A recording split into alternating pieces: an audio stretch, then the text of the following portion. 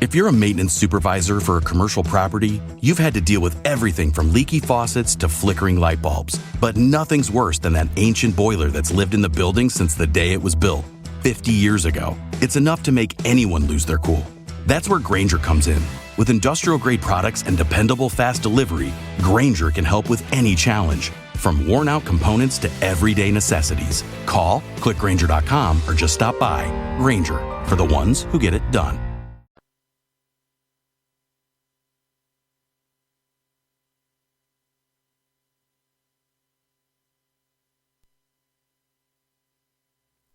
You're listening to Late Night Radio on the SHR Media Network. Caution, there will be mature themes explored and potentially adult language used. If conservatarian words, phrases, certain concepts, or rhetoric offends you, tune out now.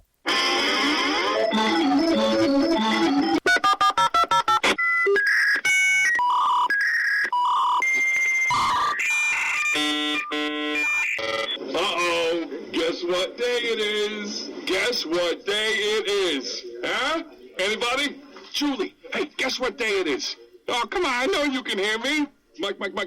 What day is it, Mike? Tomo, you magnificent bastard, I read your book. I drink your milkshake. How dare you? I call that bold talk for a one-eyed fat man. Fill your hand, you son of a bitch. Captain. Captain. Captain. Captain. Captain. Captain. Captain. Captain. Captain. Captain. Captain. Captain. Captain. Captain. Captain. Captain. No, not yet. Don't pass out on me yet. Of course you realize this means war. Freedom is never more than one generation away from extinction.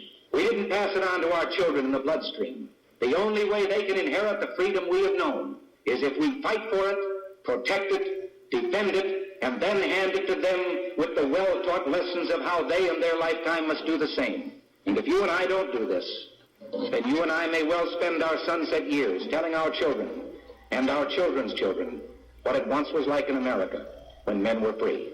I have come here to chew bubblegum and kick ass. And I'm all out of bubblegum.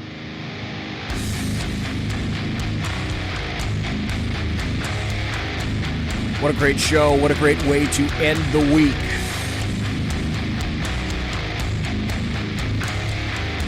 Got an incredible guest for the first hour. It's going to be KURT SCHLICHTER.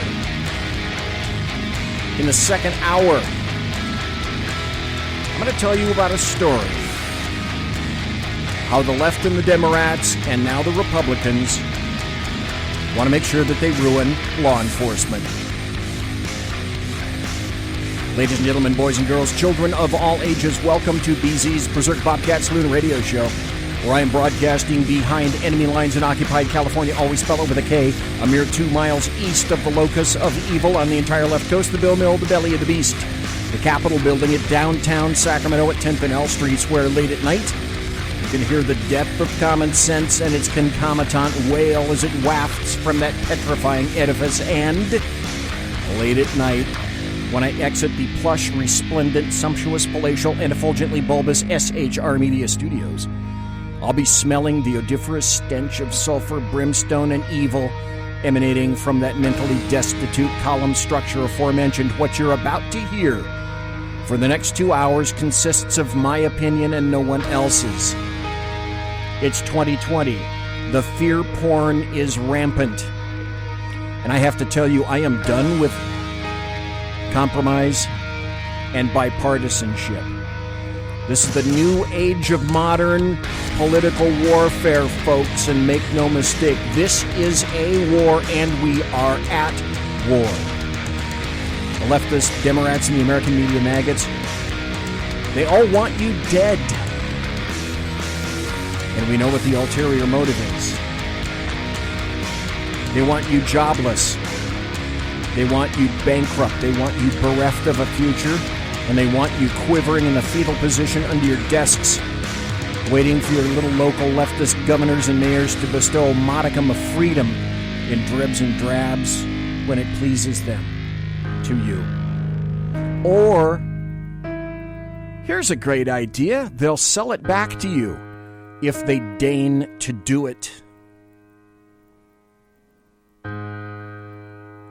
It's just another day in the United States of America, 2020. So, let's speak to a gentleman that I've had on the air before. Ladies and gentlemen, boys and girls, and children of all ages, I am honored to have a great guest return into the Saloon tonight. He's a man I've had on the show, I think, 4 times before. And I'm talking about the educated and perspicacious KURT SCHLICHTER. He is a rapscallion, a veteran, a retired U.S. Army Colonel. He's an attorney at SHR and, Jesus Christ. Move along, BZ, at SCHLICHTER and Shonak, LLP. I'm slaughtering it, Kurt. He's a commentator, a radio host, and a senior columnist for townhall.com, and an author now with 10, count them, 10, soon to be 11 books to his name. And those who listen to the show know that I frequently read from KURT SCHLICHTER columns because he provides insight like basically nobody else does. Let's see. Kurt has had his works, and this is from memory. Let's see if I can pull this off.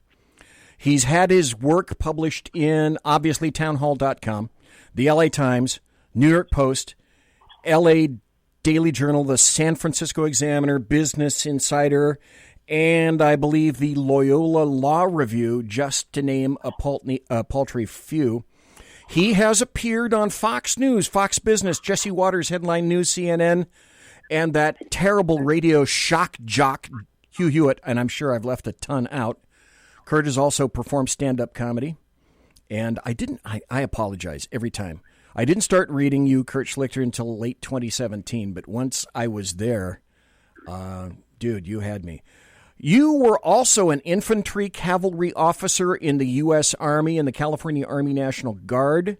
You're a veteran of Operation Desert Storm, Operation Enduring Freedom in Kosovo. And so when Kurt talks about the military, I know from whence it's coming, someone who lived the life and knows what he's talking about. Kurt got his master's in strategic studies at the United States Army War College and got his JD at Loyola Law School. So apparently, KURT SCHLICHTER is, he's either a Renaissance man or he really hasn't done much with his life. No, he's a Renaissance man. So, folks, with all of that, I'd like to reintroduce KURT SCHLICHTER into the Berserk Bobcat Saloon radio show. Thank you, sir, for being here tonight. Well, thank you for reading my entire resume, and that'll include my appearance. It's now at 9 o'clock at night. That's right. The West Coast. Okay, thanks for being here, Kurt. Time to go. What a great show! I really appreciate it. Yeah, you left out some shit, but that's cool. Yeah, that hour goes like 2 minutes. We lost 3 rescue dogs in about 5 months. Our last one we had to euthanize last Thursday. So I got way to start out with on an upbeat I know. note. No, so then I got to ask you because you have 2 dogs that I'm aware of, Bitey and Barky. So and at you least can hear them in the background. So, apparently, there's an infant or a postman or like a neighbor passing by, and they're springing into. The leaves are blowing. Leaping to defend like the Spartans at Thermopylae. Yeah, there's Leonidas, and there's Barky, and there's Bitey. Mulan Lobe. That's right. Shoot air arrows. We'll bark in the shade. That's right. Folks, I hope you know some history about that. I happen to as well. Well, the real problem is the postman's going to find the hunchback who lives next door. He's going to show him how to get around back. It's fucked up. Great. Wonderful. There we are. We're just going deeper. Can you tell I've been listening to a lot of Dennis Miller lately? No, but I can understand that because Dennis Miller is one sharp dude. Dude, he's sick smart. Yeah. Oh God, yes. I would wager I haven't discussed anything with you in depth just to meet you on the street. I would bet that Dennis Miller is similar to you in terms of, folks, have you ever sat down and had a discussion with somebody who is so damn smart and quick on their feet? One of our union rep dude was like that. I'll wager Kurt is like that. And then I used to take my warrants to a guy in Sacramento County here for signing, Judge Gary Ransom. guys that are like super smart and quick on their feet, and Dennis Miller is obviously one of those, and I bet you are. I don't know Judge Ransom. I know a couple other judges up there. Some I like, some I don't. Judge Gary Ransom is, oh my God, I have so many Judge Ransom stories. Judge Don Courier? No, but I have heard of him. He was a general in the Cal Guard. Oh, really? Wow. Yeah, I was active and guard, but yeah, I worked for him. Well, yes, they're all over the place. All these citizen soldiers. I know. Darn them. People know you mostly for your articles or maybe your television appearances, but they may not know that you are an author. And you're not just a regular author. Obviously, you've been published, but you're a rather prolific author. You got 10 books to your name right now. Yeah, I put out.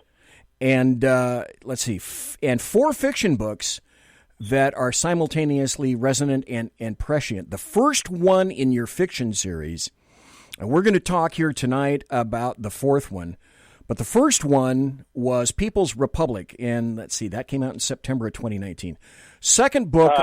16. 16? Okay. I've done one a year since 16, okay. And I'm going to have another one this fall. Oh, yes, we will get to that. The second one was Indian Country in 2017. The third was Wildfire in November of 2018. And the 4th was Collapse, and you're right, published in 2019. And tonight, we're going to be talking about that and some other books. Now, the last time I talked to you, you had just published a book, nonfiction, called Militant Normals, How Regular Americans Are Rebelling Against the Elite to Reclaim Our Democracy. Yep. And since then, my show has kind of exploded. There are a lot more people listening, so some folks may not be, I know it's crazy, may not be familiar with your term militant normal. So, Kurt Schlichter, what the hell is a militant normal? Well, a militant normal is just a normal person who's just gotten pissed off at all the bullshit. See, I'm taking you up on the not safe for work warning at the beginning. Look, normal people want to go about their life. Like, what kind of person wants to be around politics? You and I do. It's kind of our job, and we like it. But, lots of people have jobs that they kind of like. Guys who are carpenters, they like working with wood. I don't like working with wood. I'd do it if I had to, but I don't like. But, we like politics, but most people don't.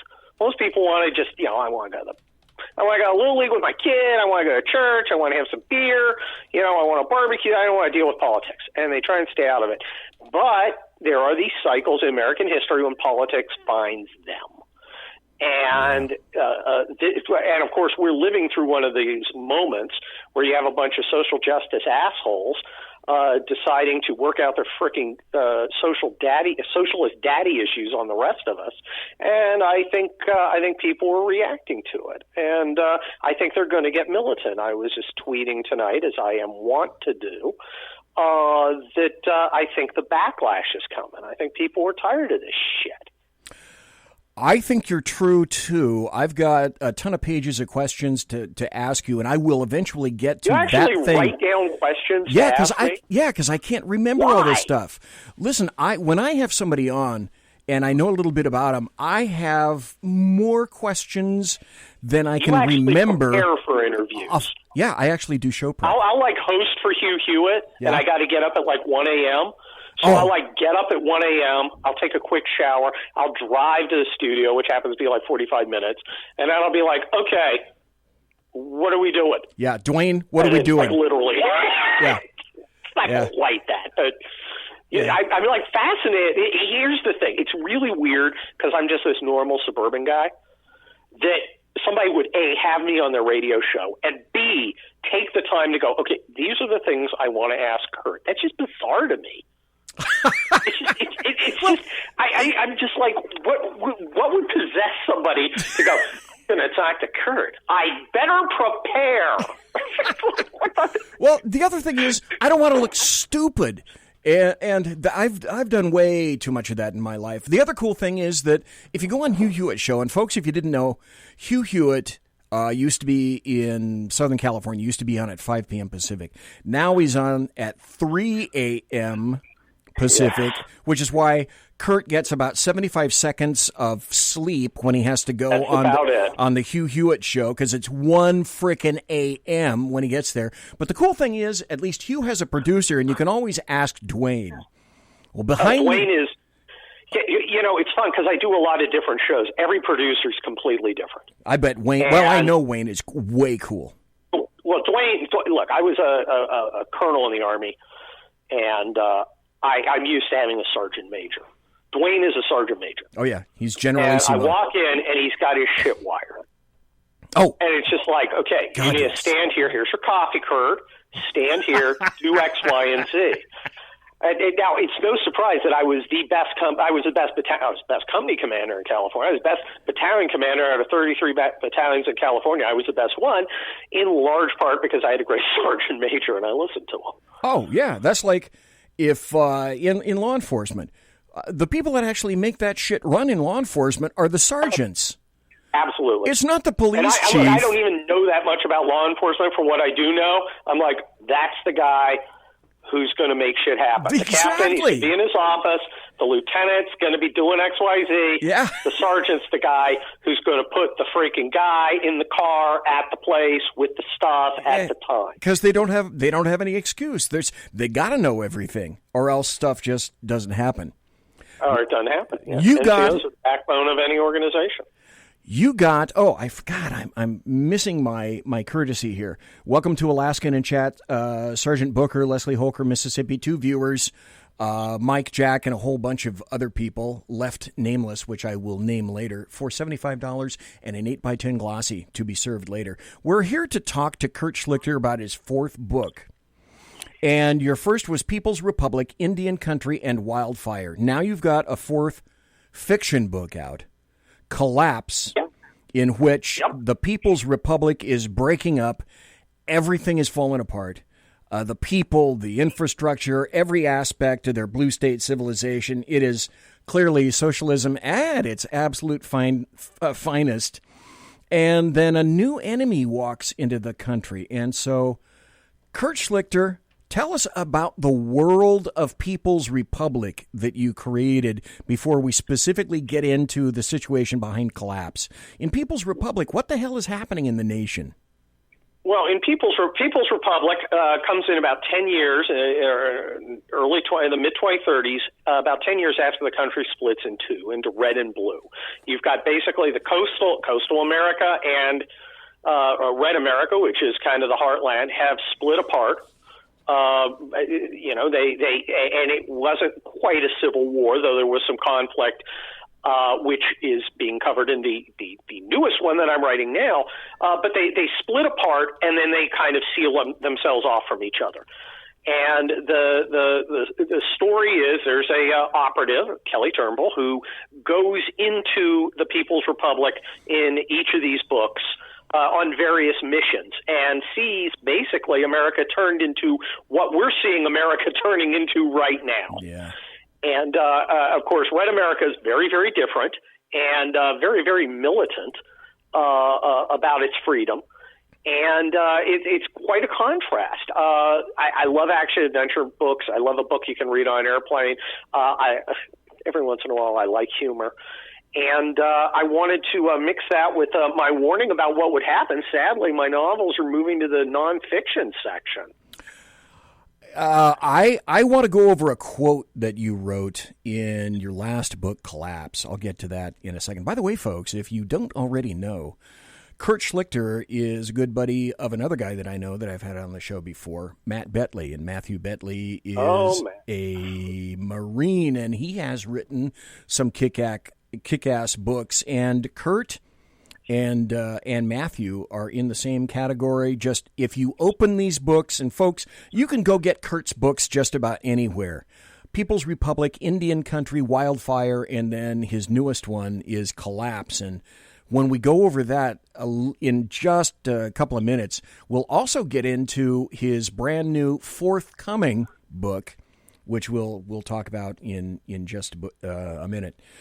Basically, the U.S. in KURT's future has been fractured into essentially like 3 regions, distilled down to the blue and the red, and the blue controls, like you said, the left coast, and the blue controls the northeast and over into the Great Lakes, and the red controls everything else.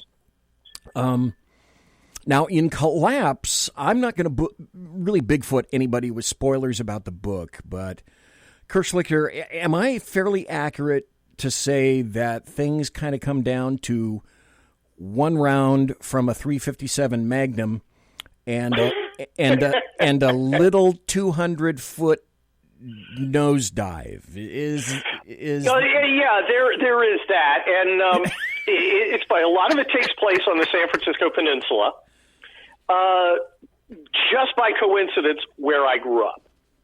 I grew up on a place that happens to be very important tactically. It just happens to work out. And I was like, wow, man, if I'm going to do this thing, I would have to do it like where I lived. So I have a pretty good knowledge of all the areas I talk about in it because I've been through them all my life. But they work for the book. There's all sorts of stuff in it. There's men on a mission. And there's, the little group of misfits, and then there's guerrillas, and then there's the evil red Chinese, and then there's the airborne landing behind the lines. And, if you know anything about military history, you're thinking, wait a minute, that sounds like a bridge too far. Yeah, yes. And if you like, movies, I had one guy go, I don't like the way you ripped off a lot of movies. I'm like, I was doing homages to my favorite movies through time. You can find, and all through it, all through all the books, you'll be like, oh my gosh, that's like Heat, or that's like 48 Hours, or that's like Escape from New York, which I find tremendously fun.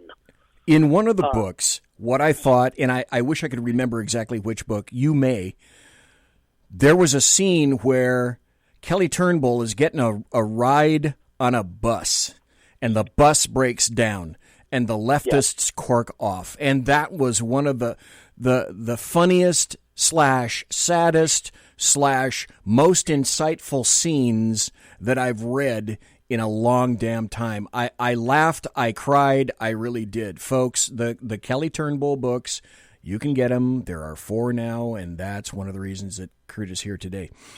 The interesting point is that you wrote your newest book, Collapse, pre-Wuhan 19 pandemic. I'm assuming you did. So the Chinese weren't exactly yet the massive, massive enemy that they are today because of that. And so leftists, the thing I find interesting, leftists have been screaming about Russia since 2016, the influence of Russia over President Trump, air quotes. But they aren't the worst enemy of the U.S. by far.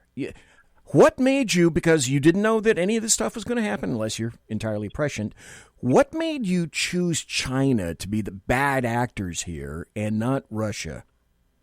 I'm a graduate of War College. It just seemed absolutely obvious what the Chinese would do, especially what they would do in a scenario where America wasn't a unified power anymore, especially when a weak power was facing the Pacific. The blue states in the Pacific, can you imagine the blue states building up a powerful army to protect American interests overseas?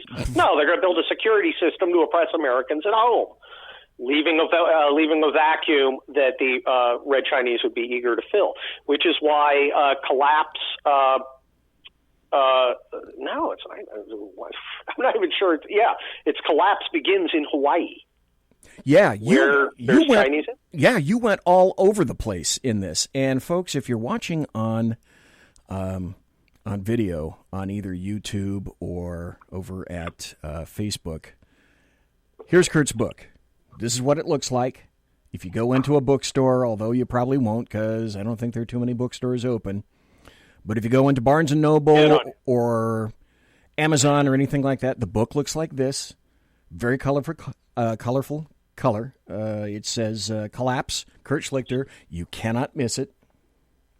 So this time, Kelly Turnbull is on another mission, but it's not exactly a mission that he thought that he would see coming. Yeah, the Socialist People's Republic is in fact falling apart. It's held together on a string, and then basically, like lots of other predators, weakness is smelled. Yep. No, I think you've assessed it right, and Kelly Turnbull finds himself in something not dissimilar to Guns of Navarone.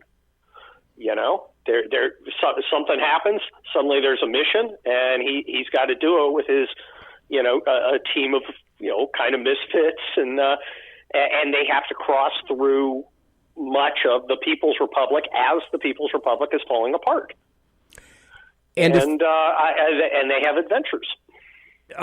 If people who listen to the show are familiar with my term Schadenfreude, and I use it quite a bit. And towards the end of Collapse, the bad guys may or may not encounter a bit of Schadenfreude that I found absolutely delightful. Oh, there's a little bit of it. There is just a little bit. Some people get their just desserts. Some other people will live on for the next book. So, Kurt Schlichter, before we get to the implications of your Kelly Turnbull series, what I'd like to do is talk about that new nonfiction book that you got coming up. And when I was doing the promos for the show today, I put a copy of that or a picture of that up, and it's called The 21 Biggest Lies About Donald Trump and You. So one of the first things, and I've been wanting to ask you this for a long time, but I keep forgetting, which is why I wrote it down this time. Is it really outrageous, Kurt Schlichter, to suggest that what we experienced from basically 2016 on was a soft coup against a presidential nominee, a president-elect, and a sitting president? Am I way out of bounds with that?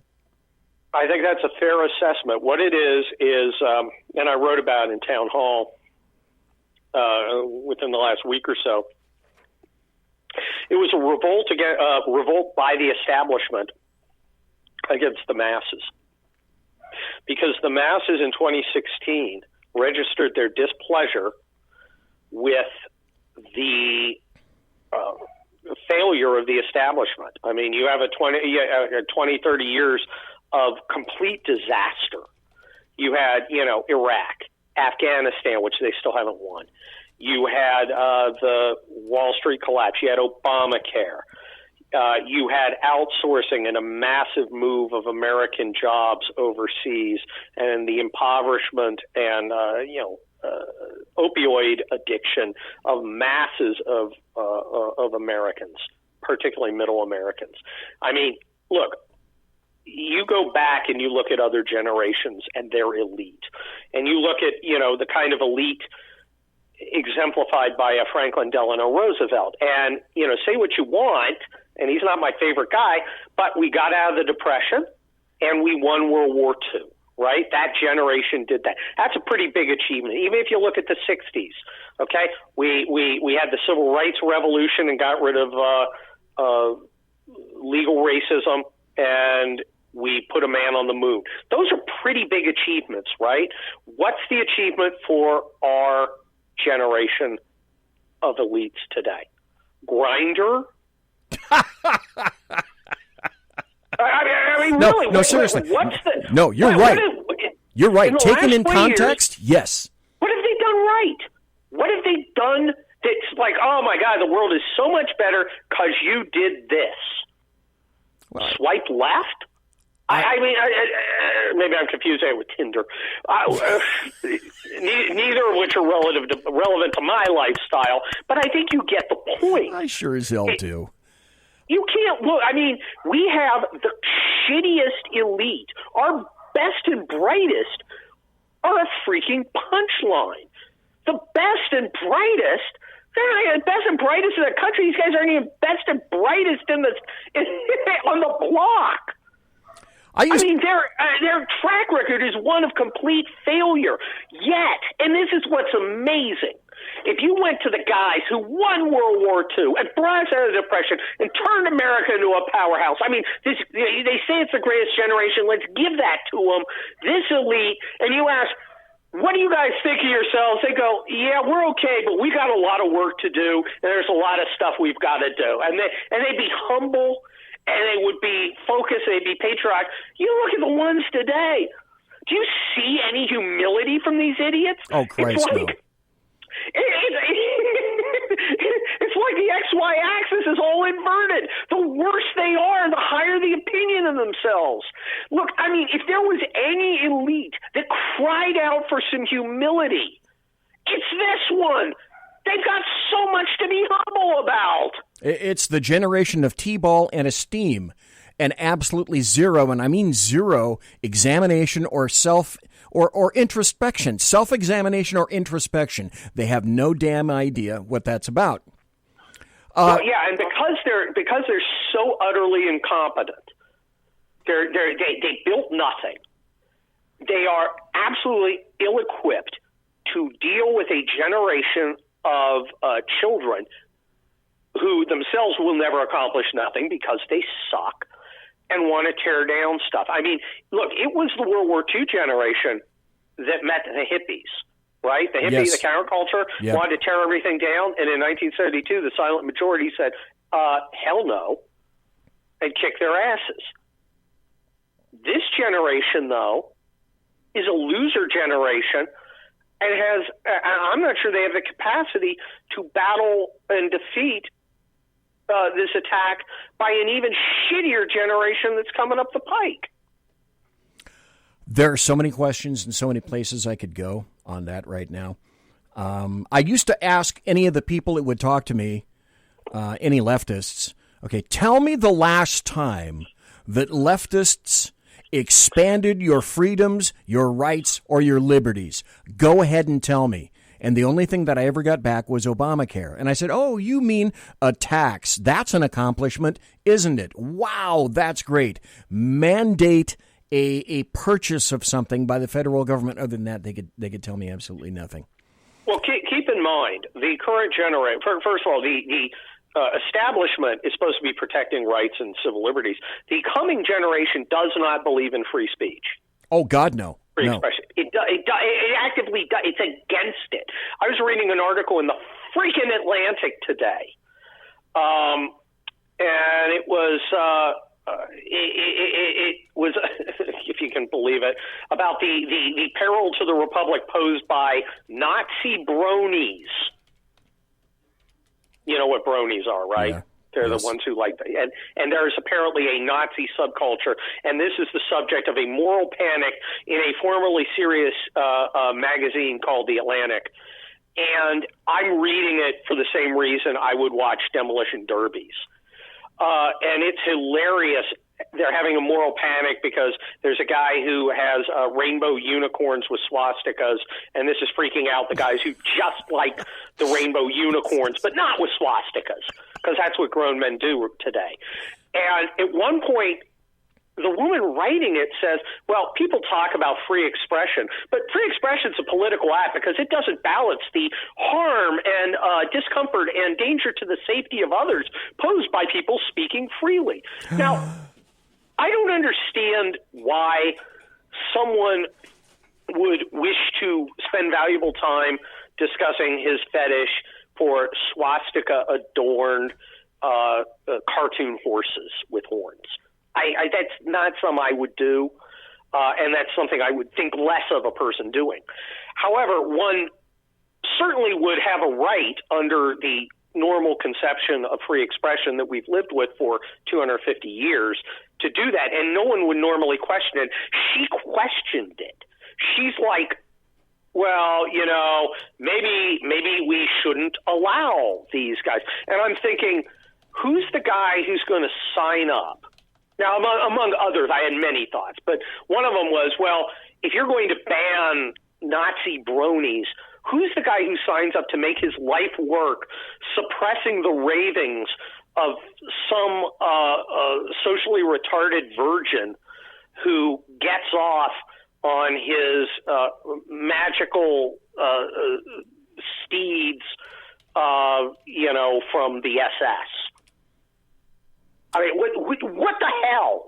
And yet, I could see this author, again, of a formerly serious magazine, somehow supporting some sort of infrastructure designed to ensure that the thoughts of these bizarre perverts, because that's what they are,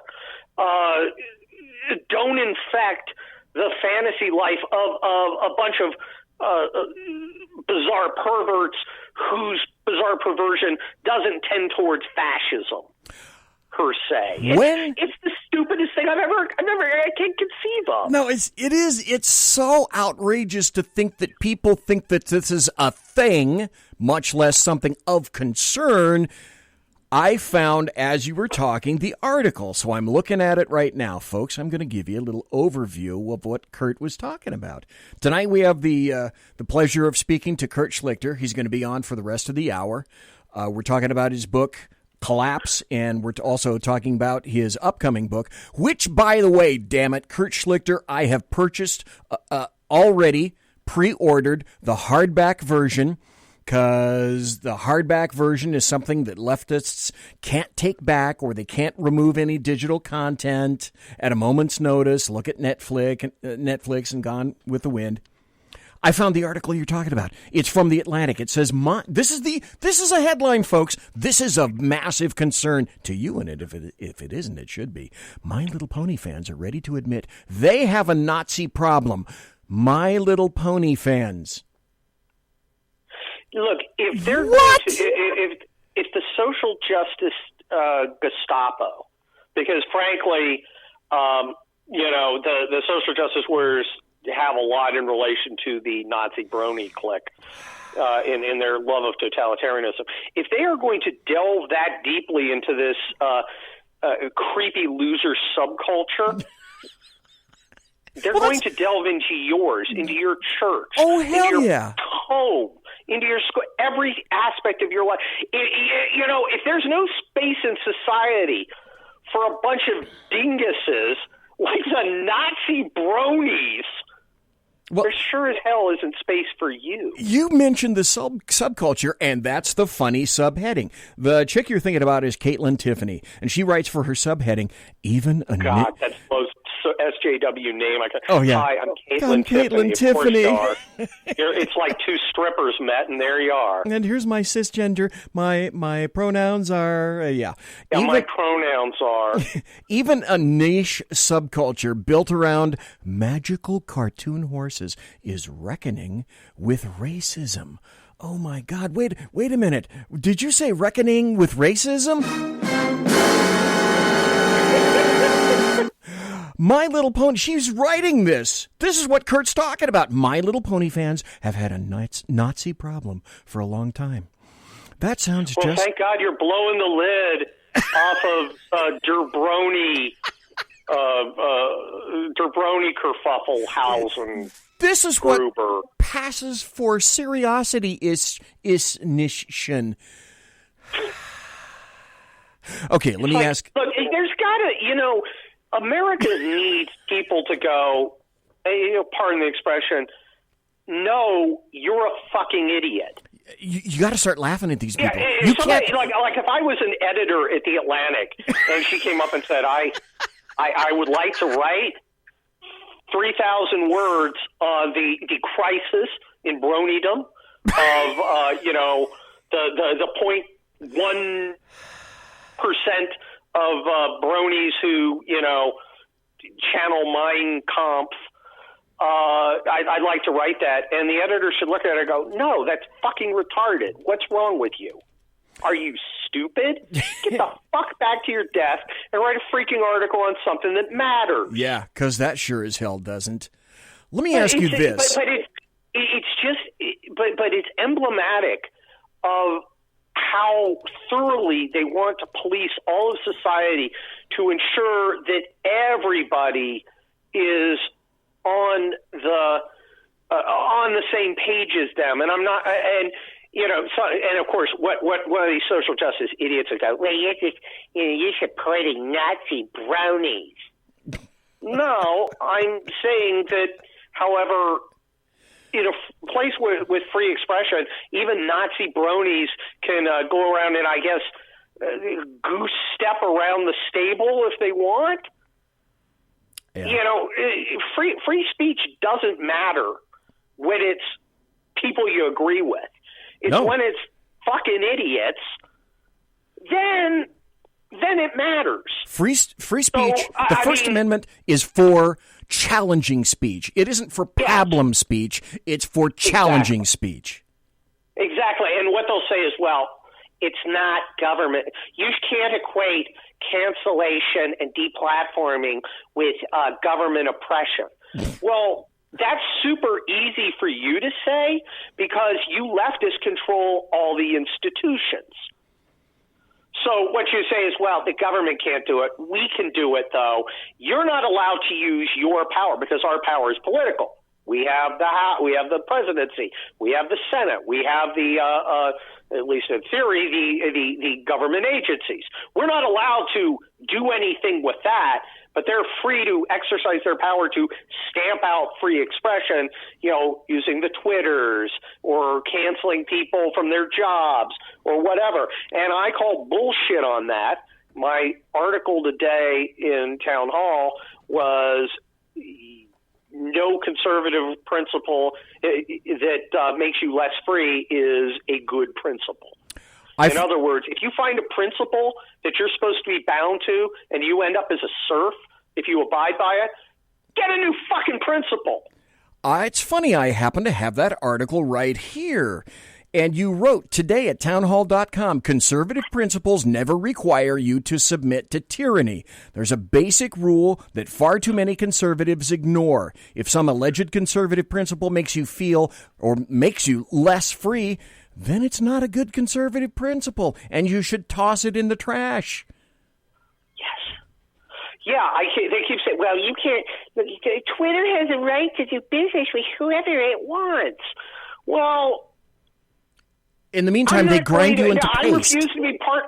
Yeah. Well, that would be a nice principle if it didn't mean I was completely silenced because you liberals have control of the entire media apparatus. So I'm not going to do that. But you're being inconsistent. Yeah, okay, I'm being inconsistent. I'm also being free. Regulate big tech. Yeah. Well, there's another option. You can not be dicks and not try and suppress our speech, and then I'll happily not regulate you. But if you're going to use your power on me, I'm going to use my power to ensure I'm free, and I'm not going to hold fire because it's effective. Now, you'll say, you can't do it because of principle, but but that's not the reason. The reason you don't want me to do it is because it'll work. Let's go back to your novel. I referenced this earlier. And I noticed very distinctly at the very back of Collapse by KURT SCHLICHTER, you wrote in the author's note, you wrote, when I started writing these novels in 2016, I thought I was being a bit outrageous in order to make my points about the leftward drift in our country and the insanity that naturally follows. It turns out that a frightening number of my predictions have already come true. I'm quite unhappy about it. One of the reasons I write these books is to provide a warning, and it almost seems the left is using them as a template. And then you closed with, don't let this fiction become nonfiction. That's 2019. This is 2020. Prescient, folks? Kurt? Yeah, it's getting worse, and I got to tell you, I'm 55 and a half today, and I'm too old, and my knees are too sore to kneel. I've been free too long, and I just don't feel like being a serf. I like being alive, but my life's not important enough to live like a freaking slave, especially to a bunch of pierced, pink-haired weirdos. So I'm not going to do that. And I think there's a lot of other Americans who are like, nah, I'm not going to do that. I don't think I'm going to go down that road. And that's the backlash we talked about earlier. I think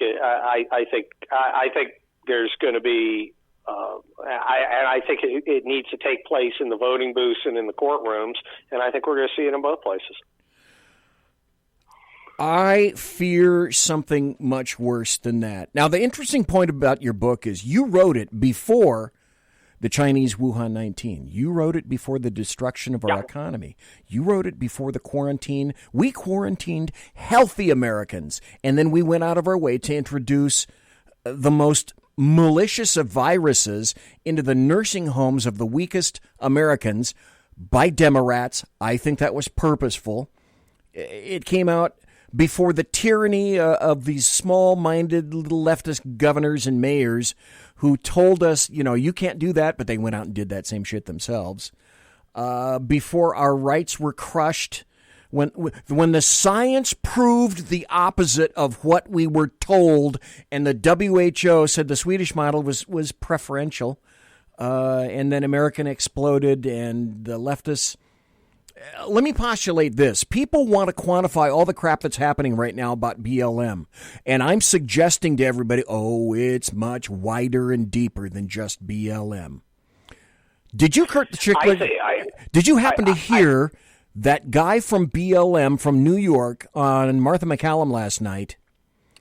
Hawk Newsom, talk about we're taking this country by force. Take it, if you can. Look, now I've been writing a lot about that subject, too, in Town Hall and on Twitter. Here's the thing. They are a kinetic joke. This is not a kinetic battle. Right now, every single one of your audience, maybe one or two are the exception, can look out their window and they say peace and quiet. Unless you are in Washington, D.C., or overlooking the Scumbagistan in Seattle. Or looking at one of the very few riots or parks, where something's happening, you're seeing peace. They control no territory. They control a rounding error of a rounding error. And in fact, if the Democrat mayors and governors would unleash their cops, the cops would clean it up as fast as they clean up the riots that follow a Laker win. Okay? This is not a kinetic fight. That is, it's not about winning by killing people, breaking things. It is an information battle. And Hawk Newsom is using information technique to scare and demoralize you to make you think you're losing. Hawk doesn't have the firepower to do shit. Let's see Hawk come to any, middle-class suburb in any middle American state, maybe not California, but a middle American state, and do serious violence that scares people, and see how long it is before he is pierced by about 20 hunting rifle rounds, if not M4 rounds. Okay? They don't have the capacity to do anything. It's an information operation designed to scare us. Step one. Scare us into thinking, oh my gosh, I got to vote for Joe Biden because everything's out of control, and if he gets elected, maybe they'll stop because it's all completely out of control. It's not out of control. To the extent it is out of control in the small places where shit's going down, it's out of control because the Democrat administrations in those cities have made a conscious choice not to stamp it out. Yes. You're law enforcement. You look at this thing and you think, I bet you're thinking, you give me 50 of my guys and their sticks and their dogs, and this rabble's gone. Right? I told people, oh my God, you got into my brain. There's only room enough in here for one of us, KURT Schlichter. You got into my brain right now because just last Tuesday what I said was this. I watched Berkeley PD and any other leftist city PD stand a block away watching people get decked by violence, and they were told by their mayor, told by their chief, their captain, their lieutenant, on down, and I watched sergeants standing there, and all it would have taken was one, what I call a good sergeant, one good sergeant to say, you, and you. Go get your shit on. Meet me back here in 5 minutes. Form up in a V position. And we're going right now. And all the rest of the cops around them would have gone in with them. Look, the cops are not the problem. No. The political leadership that controls the police work for the executive, they are the problem. Now, look where this shit goes down. It goes down in a Berkeley, where they have the police leadership is listening to the mayor and obeying, and the DA is providing cover. Anybody who does get arrested gets a ticket and off they go. Now, do that in a smaller town that maybe has a Republican governor or Republican mayor. Cops they're not, because the cops will kick their ass and then they'll actually get charged. It's all, like I said again last Tuesday and any number of times before, it's not that, for example, it's not that Seattle doesn't have all the requisite equipment and the people and the policies. The only thing that they're lacking is the will and the direction. Well, remember, the people in Seattle want this to happen. They are for it. It's not even a matter of they're scared to do anything. They want it to happen. And it only happens in places where they have top cover, where the cops will not act and where the DA will not prosecute. That's the only place. You have not seen a place, you have not seen a single fight where a single battle where the cops aggressively went to meet them and the DA prosecuted. You haven't seen any. Every single one you've seen has been a stand down. You know why you haven't seen the others? Because there aren't any, because that's not where they go. They're not stupid. That makes for bad watching their asses get kicked by the cops makes for bad TV. Oh. And it's a bummer getting thrown in jail and actually charged. This is why it's so important that the DOJ, instead of sending 15 people out because Bubba Wallace is a fucking moron who doesn't know about knots, to investigate the hate crime, door hanger. What they need to do is sit those agents down, have them stop spying on Democrats' political opponents, and have them look at videotape and go, that guy is John Smith, and he lives here. Oh, he must have come from out of state. Well, crossing state lines to cause a riot is a federal crime punishable by 5 years. Let's figure out where he lives, and then let's go swoop by his parents' house and pick his ass up next week, and then let's charge him with federal crime. And then when he figures out he's not going back to Princeton, he's going to the pen with all that entails, emphasis on the tail. The $600 an hour lawyer daddy hires to get him out of this is going to say, well, young Caden will be very happy to cooperate and tell you anything you want to know about Antifa because he doesn't want to spend the next 5 years, learning about the prison lifestyle. Here's the thing. There's three types of Antifa guys. Hardcore communist cadre. They're just enemies. They're just traitor enemies. And you're not going to convince them. There's the criminals, and you look at some of the guys they do pick up, and these are meth heads, bums, losers, scumbags. I keep saying, if the Shriners were rioting, these guys would join in because they're just there for, put on a fez and burn shit. They're just there for the violence. And then there are the poser kids. The poser kids from the middle class who understand that the cops aren't going to kick their ass and the DA is never going to prosecute them. Well, when the FBI swoops in, drags them in, and says, "You don't understand. You're not going home with a $50 ticket. We're charging you with a felony for using wire communications to organize a riot. That's a federal crime. It's 5 years, kid. That's 5 years. This is serious shit. Then the fun's going to stop."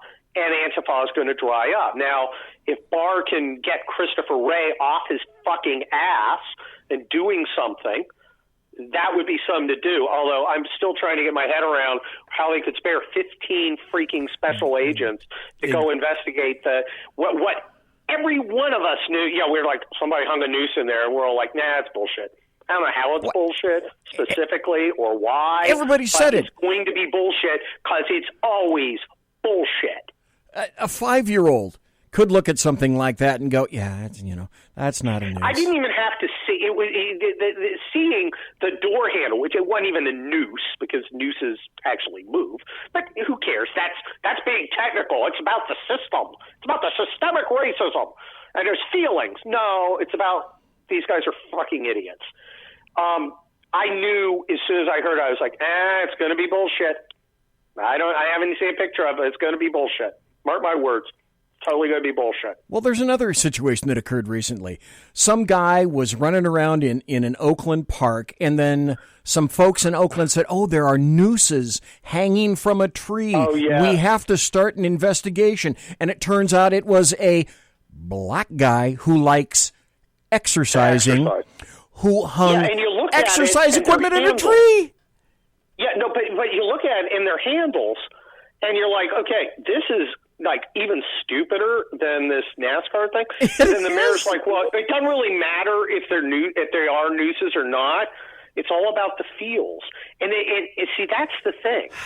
That's one of the elements of this whole cultural thing is you have no defense, including objective facts.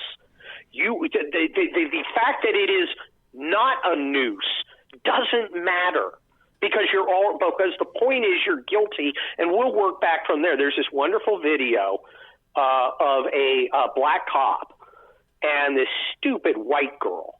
She's probably like 20, yelling at him that he's a racist and something. It's like, I'm going to go home to, or I'm like going to go. Oh, it's actually a white cop. I'm going to go home to my black wife, ma'am. And she's like, it doesn't matter. You're married to a black woman. You're still a racist. And it's like,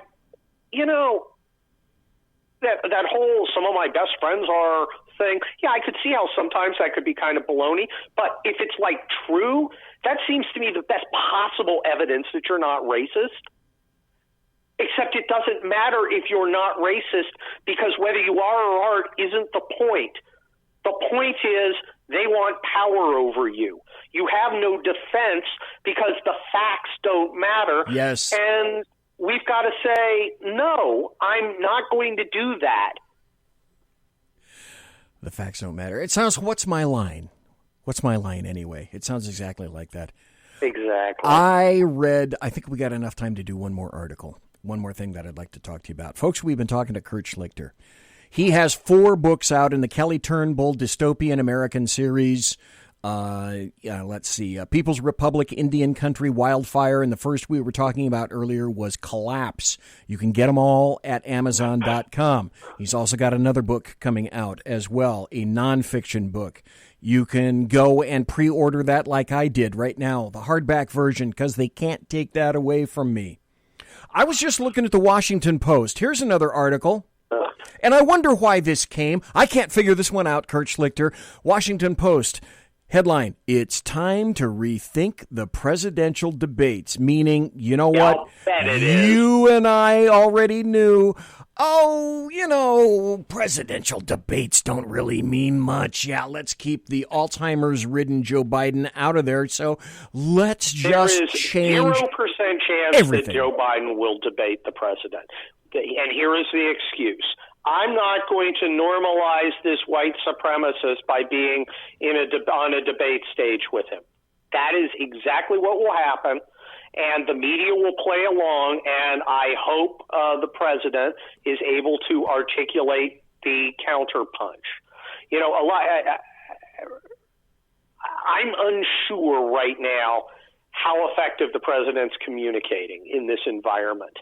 I don't believe the polls. I think a lot of them are lying. No, I don't. In my own personal experience, I have met 0 people who said, "Yeah, I voted for Trump in 2016, but I'm not voting for him now. I think Joe Biden's the fucking answer." No one has said that. I've had a few people come the other way. Independents. What about independents? Do you know, folks, anybody, KURT SCHLICHTER, anybody, do you know one independent who in 2020 is still saying something similar to, well, I'm not really I don't know, I'm unsure if I don't like Trump, or I don't know if I really like him, I'm just so in bullshit. Absolute unmitigated bullshit about independence. In this environment, if some stranger comes and calls you or talks to you and goes, "Hi, I'm a guy you don't know. Do you like Joe Biden or Donald Trump?" A lot of people are going to go, hang up. A lot of people are going to go, "Yeah, I like Biden." Surprise, I'll let you know later. I mean, who's going to in this environment where, if you wear the wrong hat, somebody's going to call you a racist. Are you gonna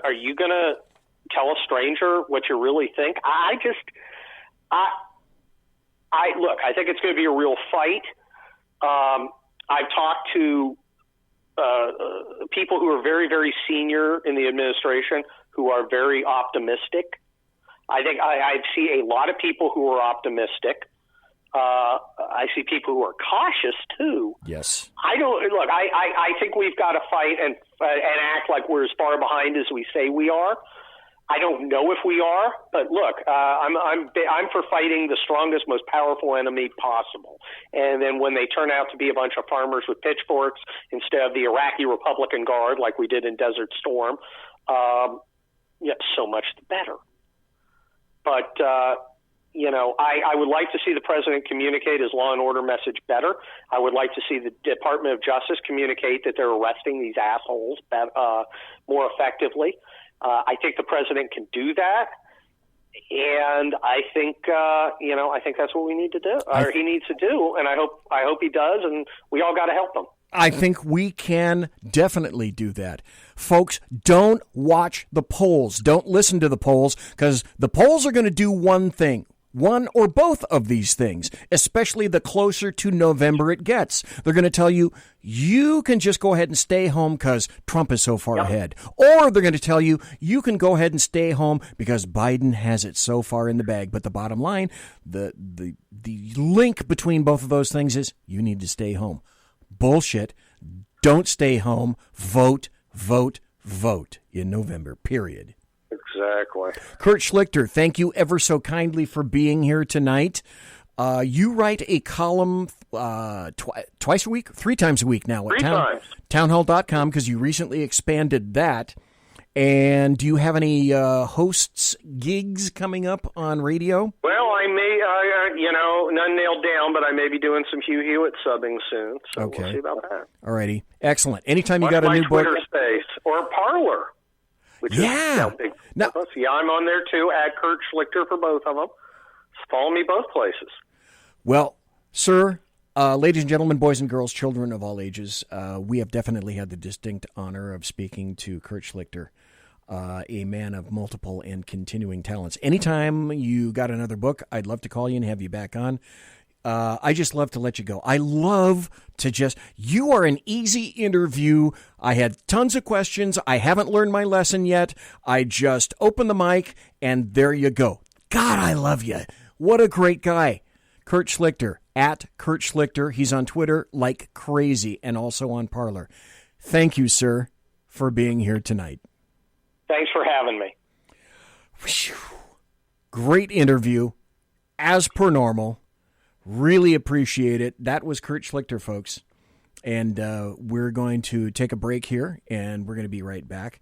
Then I'm going to tell you about some breaking news in terms of what apparently D.C. has in store for us in terms of coming law, perhaps coming soon to a theater or a state near you. Conservative media done right. You're listening to the SHR Media Network. From a public locker inside a dilapidated Long Island rail station comes a show designed to piss off liberals using truth, facts, and ridicule. The Lid Radio Show, featuring the conservative voice from the People's Republic of New York, the Lid himself, Jeff Dunetz.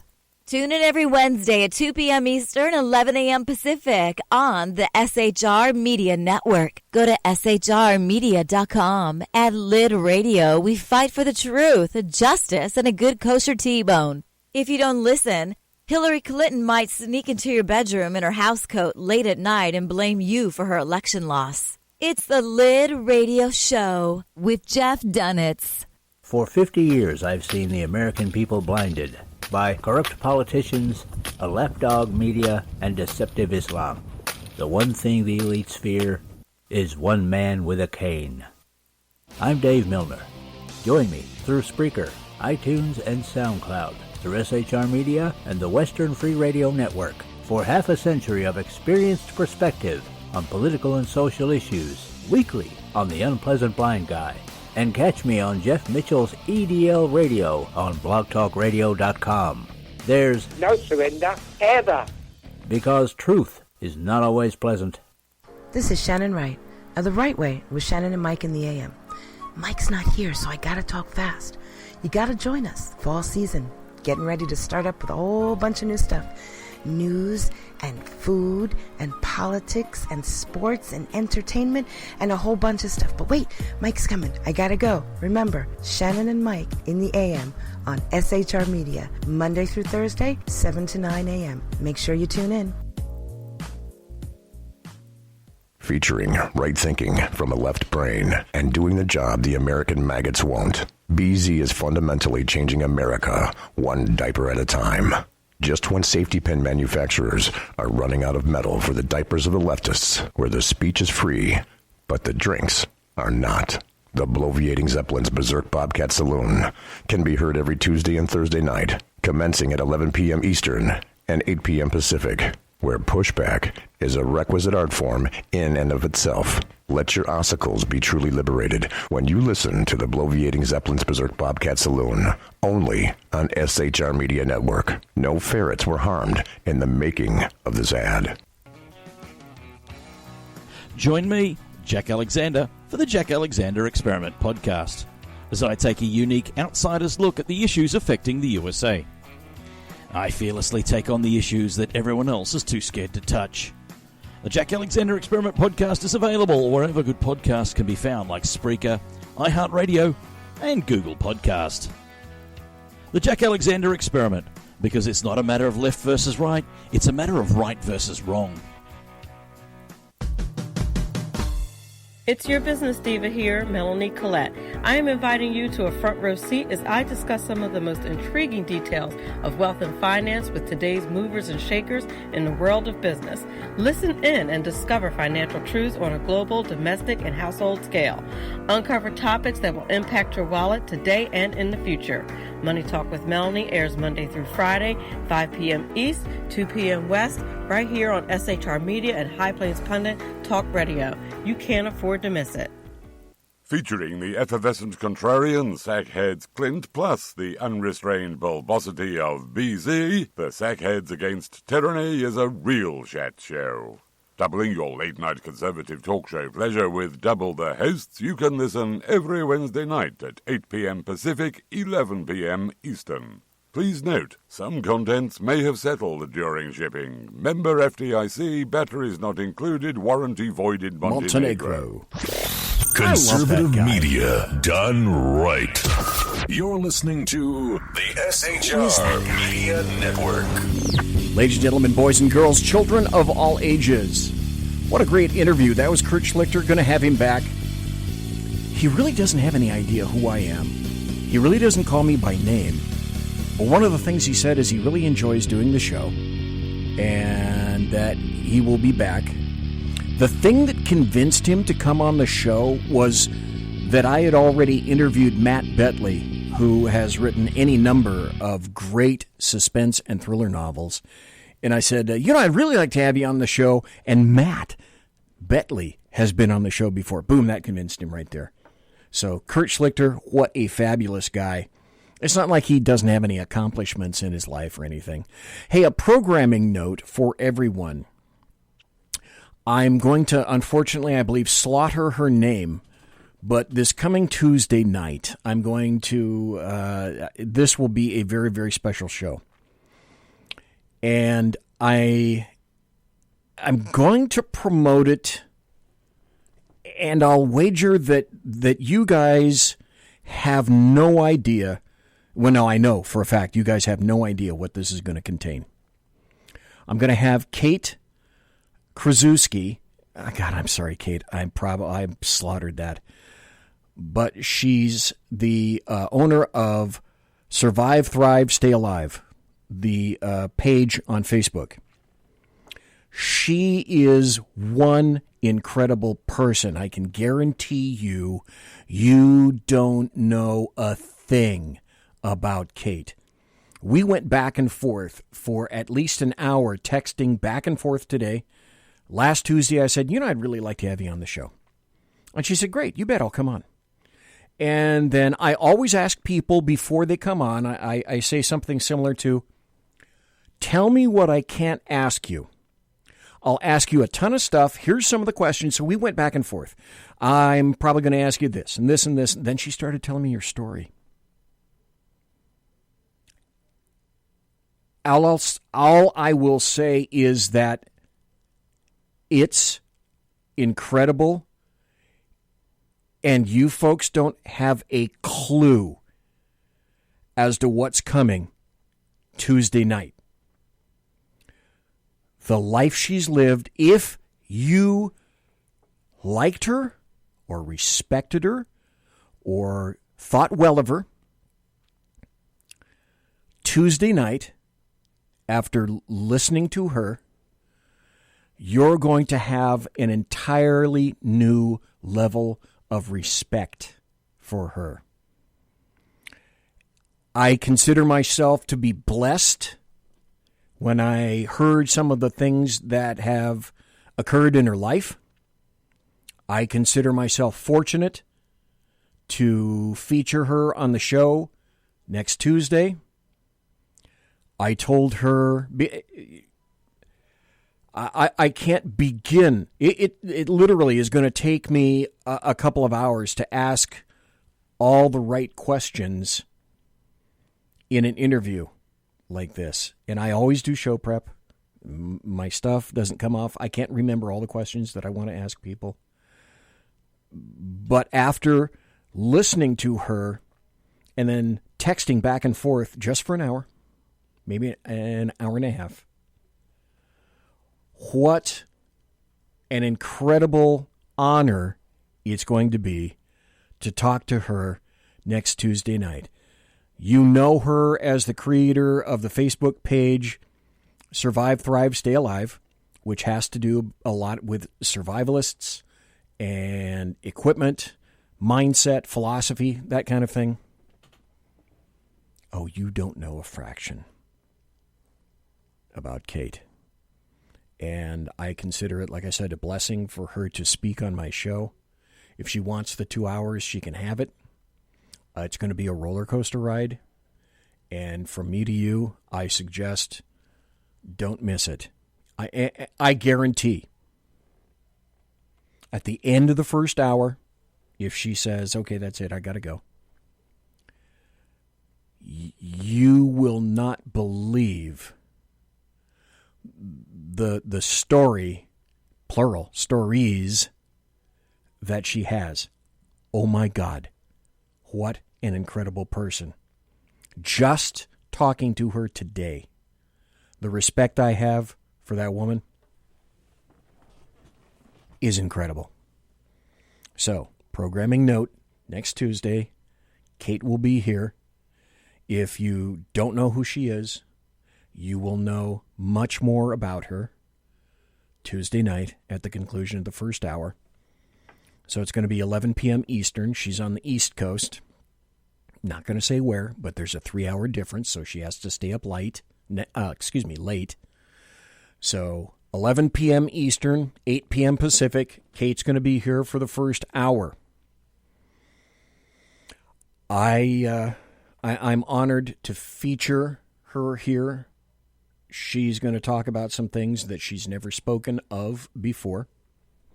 She's got some new missions. She just retired. We'll talk about that. And a host of other things.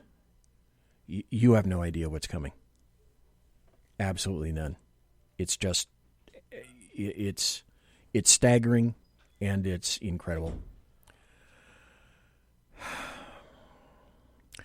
For the second hour, there's something that's coming for law enforcement, and I will get to that. And it has to do with a bill or a series of bills. But I want to start out with about 60 seconds as as I play a video. People send me videos all the time. Oh, my God. Well, here's a video about President Trump. I'll just leave it at that. Odds are you're one of the people in America who's better off today than 3 years ago. And now you've got some smug Democrat calling you racist and trying to jam one hand in your ass and another in your pocket. So at a time when taxes are down, jobs are up, and the economy is way up, it'd be nice if there were a candidate who had more to offer than making you pay for other people's shit. Well, the Eagle has landed. Say hello to President Donald J. Trump. He ain't just making America great again. Trump's doing things no president has ever done before. He's keeping promises, packing courts, defending the border, rebuilding our military, and making Chuck Schumer cry like a schoolgirl with two skin knees. This president is 6'3" of let's put America first. And oh yeah, immigration, jobs, drug prices, nobody's got better numbers. The game has changed, and the Democrats are officially fucking crazy.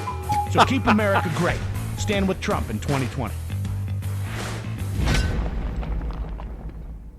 Boy, are they ever.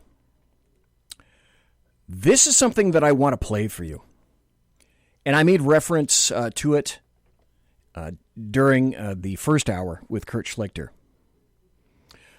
Hey, in Facebook, I am neglecting my manners in Facebook chat. Welcome to Barbara, Steve, Marcia, Jimmy. Thanks for being here. All the other folks that were here. Great to see you here tonight. And the folks that are in SHR Media chat, Alaskan Leslie, guest 1660, who is infinitely better than guest 1659 for obvious reasons, and one viewer. I watched this interview with Martha McCallum last night. As you may or may not know, I was a cop in the 70s, and it seems that everything is cyclical. What goes around comes around. And listening to this guy talk, as I referenced to KURT SCHLICHTER, was like listening to some guy from Berkeley in the late 60s and the early 70s. This is a guy named Hawk Newsom. He is the BLM leader for New York. This is a guy that, well, I'll let him do the talking, okay? Black Lives Matter for Greater New York. Good to have you with us tonight, sir. Thank you for being here. Thank you for having me. So, obviously... Hawk Newsom, by the way, is wearing a white hat in black lettering that says, "Soul not for sale." People watch what you say in that video, that you want to now shove legislation down people's throats now that you have everyone's attention. And you also have said that violence is sometimes necessary in these situations. What exactly is it that you hope to achieve through violence? Wow. It's interesting that you would pose that question like that, because this country is built upon violence. What was the American Revolution? Mm-hmm. What's our diplomacy across the globe? We go in and we blow up countries and we replace their leaders with leaders who we like. So for any American to accuse us of being violent, it's extremely hypocritical. Now, when we talk about violence, we talk about using self-defense. Why are you screaming and not allowing me to talk, ma'am? You asked me a question, allow me to answer. I'm in the process of answering, and I won't be that much longer. I'm listening. Okay? You asked what we hope to achieve. We're talking about self-defense. We're talking about 4 or 5 police officers choking someone to death and someone from the community having the training to intervene effectively. We're talking about saving lives. Nobody's talking about ambushing police officers. Okay, let me stop you here just for a second. If you don't understand what it is that he's talking about, it's this. He's advocating for a separate level of police armed with long guns to police black neighborhoods, and that they would be as essentially efficacious as the standard police forces. That's what he wants to do. That's the level at which he's starting. Now let's continue to see with that thought. Just want to clue you in. That's where he's starting. Let's listen to where he goes. We're talking about protecting lives, and there's nothing more American than that. And when we talk about uplifting and upholding the Second Amendment, I think that you should be applauding me. Seeing as though you guys are huge supporters of the Second Amendment, but it seems to be the hypocrisy of America that when black people start talking about arming themselves and defending themselves, the talk is violence. But when white people grab assault rifles and go to our nation's, their state's capitals, it's all good. All right. First of all, I've never talked about my stance on the Second Amendment. I'm not criticizing you or praising you. You don't support the Second Amendment? You don't support the Second Amendment? That's not my role here to talk about my opinion. I'm asking you a question. Do you support the Second Amendment? But that's part of your problem, Martha. Just thought I'd say. Second Amendment is part of our Constitution. Do you support the Second Amendment, Constitution. yes or no? A lot of your viewers would like to know if you support the Second Amendment. That's fine. But that's not why we're here. And the only reason that I posed that first question to you, the way that I did was that. Okay, Jeremy Hansen over in Facebook chat says, I'd love to have this guy on my show. Jeremy, if you did that, you could sell tickets, mister. I watched you, talking on a bunch of different interviews today, and you said, burn it down. You said, burn it down. It's time. He did. So that makes me think that you want to burn it down. I said, if this country doesn't give us what we want, then we will burn down this system and replace it. All right, and I could be speaking figuratively. Okay. I could be speaking literally. It's a matter of interpretation. Like, let's be very real and let's observe the history of the 1960s. When black people were rioting, we had the highest growth in wealth and property ownership. Think about the last few weeks.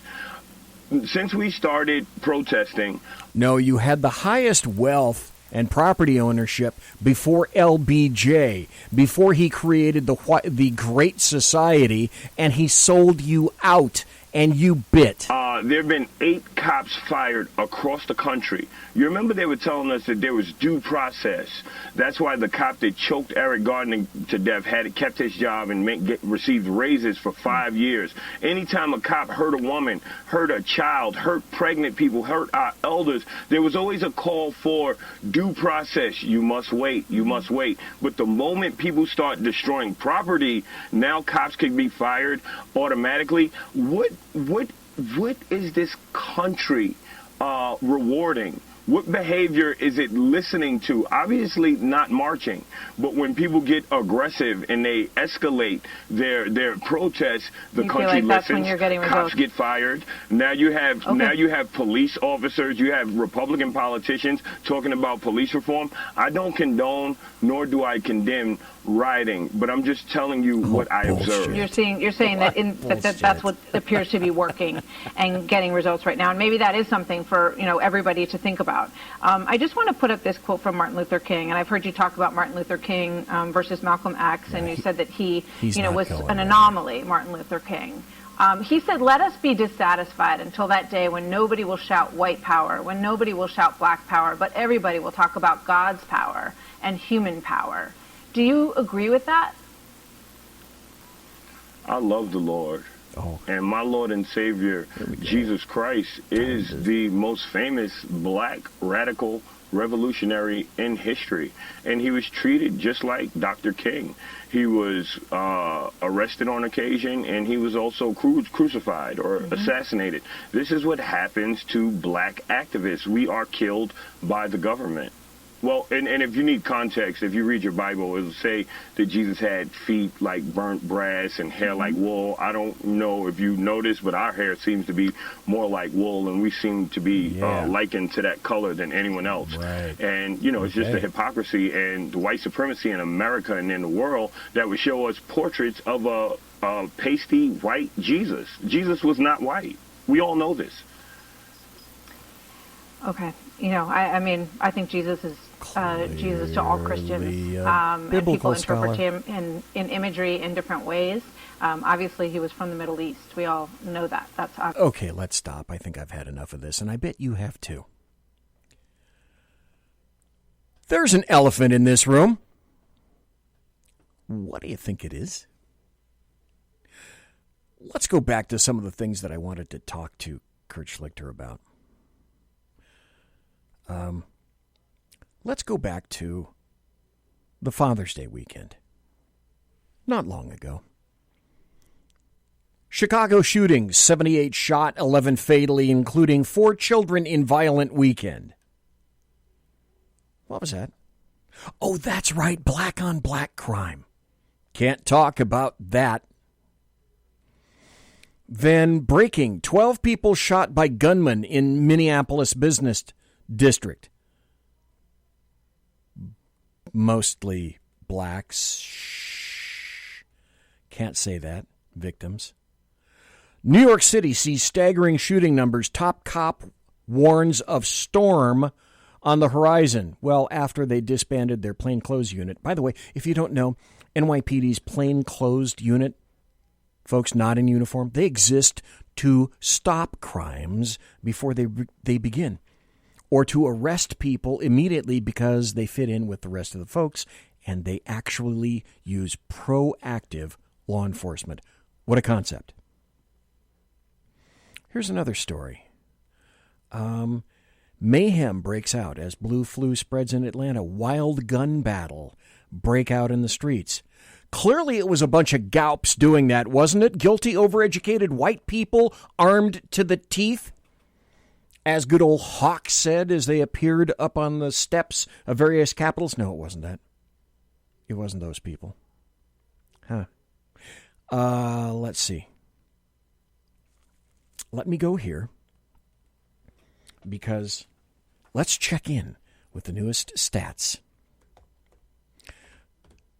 You can go, just as I'm doing right now on my laptop. If you want to see what's happening in Chicago, you may have been told about this site, and I certainly have said it before here. Go to heyjackass.com. Just like it says, heyjackass.com. And underneath it says, illustrating Chicago values. June to date. Today is June 25th. Except if you're on the far right coast, it's June 26th. June to date, just in Chicago, shot and killed, 65. The month isn't over yet. Shot and wounded, 396. Total shot, 461, just in Chicago. Who would those victims be? Predominantly black. Total homicide, 69. Week in progress, 621 to 627. Shot and killed, 15. Shot and wounded, 98, just in the city of Chicago. Total shot, 113. Total homicides, 15. Here we go. Year to date. In Chicago only. Shot and killed, 287, mostly black. Shot and wounded, 1,340, mostly black. Total shot, 1,627, mostly black. Total homicides, 314. HeyJackass.com. I heard a 911 call earlier today. I put it out on social media, and I'm going to play it for you tonight. And then we're going to go ahead into law enforcement and why law enforcement is on the chopping block. And I'm going to talk to you about what people in law enforcement are doing and saying, because I still talk to a lot of cops all over, all across the nation. This is a 911 call that the Fredericksburg Police Department received. I believe it was on Father's Day.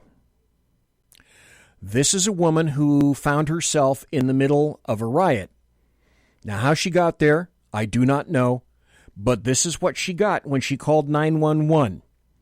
Now, Fredericksburg, Virginia, for those of you who don't know, is not a massive city. I think it's at most, I don't know, I'd guess 20,000, 30,000 people. So it's not a megalopolis. But yet, this is what passes for government service. I was furious when I heard this. And I hope you are too. We have to stop. This can't go on. And we remain any kind of a civilized society. Let's see if I can get this thing to play. Where's your emergency? Hi, I'm in downtown. The protesters are blocking. Which street? Right at Caroline. Or do you see any businesses? Hanover. Okay. Yeah, and they're gesturing and they're blocking. The city has sanctioned their protest, so we just have officers that can only monitor it. They can't do anything about it, but we recommend that they're blocking. Get out. Yeah, they're allowed to do that. They're allowed to do that per City Hall. So we suggest that you report this to City Hall and make a complaint there, and that way they can do something about it. Because right now they told our officers that we can't do anything about it. How do I get out of here? I can't go backwards. Yeah, I can't. Unless you're hurt or something or get in an accident, our officers can't intervene and move. I can't sit here all night, ma'am. You cannot do. I have a little girl in the car. You can't do you that. just have to slowly get through the protest. Okay, am I going to get arrested when I keep going? Because they're gesturing at my as long car. as you don't hit any really people, like you're not allowed to well, hit people. I will. Obviously. I absolutely will, and I need to get out of here. Okay, ma'am, you cannot hit people with They're your car. they're on my car, right? They're on my car right now. But we would suggest you slowly drive through the area. Don't hit anyone with your vehicle. I can't. I cannot get out of here. Okay. You have to be patient, but I'll let the officers know. Okay. Are you serious? The You city guys told us cannot. that we can't do anything, ma'am. The city told us that this is a sanctioned event. That they're blocking. They're blocking people getting through to get out. Yes, ma'am. The city's allowed that. We can't do anything about that. The police can't. So Unbelievable. we're all very Well, frustrated just keep about going, that. then. This is America 2020. America 2020. You should be incensed that this passes for government service. Are you fucking kidding me? Get out of my car. You know, this is going to get dangerous. I got a kid here. Yes, ma'am. We would suggest that you call up City Hall to let them know about your frustrations, because we're all very frustrated. This is getting scary. I cannot. They're Or like if you get kids into like now. a side road or something. But yeah, there's nothing I our officers can do to cannot get get them out. out of here, okay? Get out of the way. This is insane. Oh, they're on my car. They're on my car. What kind of car are you in, ma'am? What does it matter? Get out.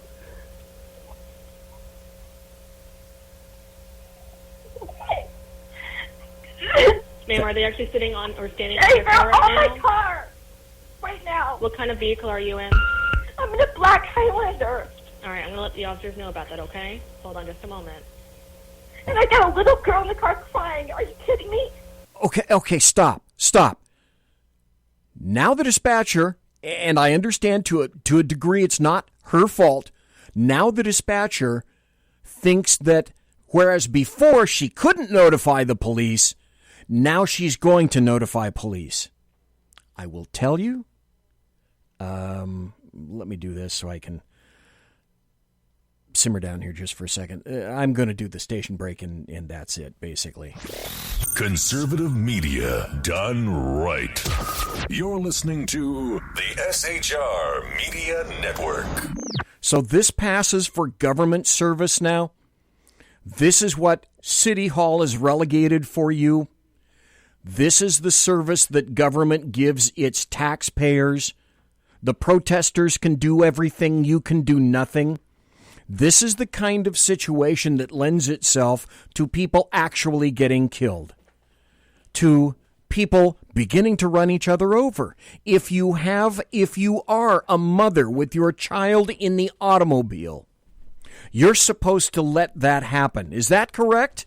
Apparently in 2020, that's correct.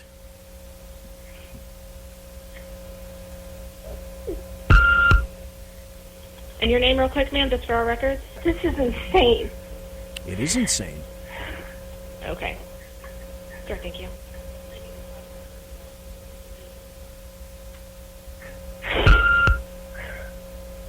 You're going to hear the whole thing, folks. I'm out of it now. I just had. Okay, you're out of there? Yes. Okay, thank you very much, ma'am, okay? That's it.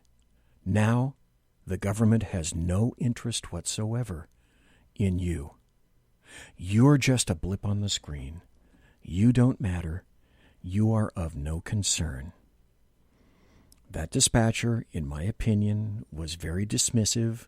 Perhaps that's the script that she was given. But in a little teeny-ass town like Fredericksburg, Virginia, this is what passes for service by the police department and by the mayor. Let me tell you the full story of this. I can't think of the mayor's name, but the full story goes like this. The mayor apologized. What she apologized for is for the treatment of the protesters by the police. She didn't apologize for the other people that were stopped, like this woman. And by the way, if you haven't gotten the message, this call went essentially viral throughout the United States. Many, many people, including the folks in chat, some folks have already heard this. At the conclusion of this call, I was 210 over 190. I was furious. This is not America. This is a devolution. Folks, you want cops? You want no cops? You may end up getting exactly that. I go back to the DA. Now remember the Rayshard Brooks shooting that occurred right around the week of the 17th.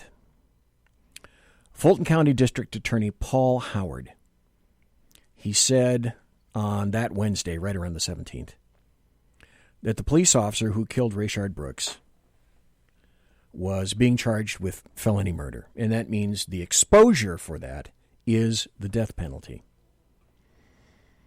And of no account, however, was the fact that under Georgia law, utilizing a taser is considered to be deadly force. Now, in California, always spell it with a K. It's not deadly force. Here, you want to... We have Sackhead Sean in the studio, and Sackhead Sean has just sat down with a glass of... Am I open? Oh, yeah. I can't hear because my headphones aren't up. Oh, wait. So I can't hear my... Here we go. There we go. I'm alive. Okay. With a glass of... What is that? Bourbon? This is actually, a little bit of bourbon. Just, it's one of those things where when I'm going to be on your show, I want to make sure... That I'm well lubricated. Okay. Excellent. So here is the amazing part about this whole taser, not a taser thing. A week earlier, the DA said, this was, in fact, a deadly weapon when it was used to pull a couple of teenagers out of a car. When it was used by police. By police officers. It's a deadly weapon. And here's the funny part is, if you follow any sort of force triangle. What do they call it now? Because it was a ladder. Used to be the force continuum. Right. It was the force continuum. But remember, it was the ladder, and then it was a triangle, and then it was a circle, whatever the hell. Then it became an isosceles triangle, and centrifugal force was used. Yeah. When a police officer is faced with confrontation, he has numerous opportunities to use depending on which tool he has at his discretion that meets. The taser has been the go-to for non-lethal force over pepper spray, over baton, because it's very specific to the individual that you're dealing with. It does fail very often.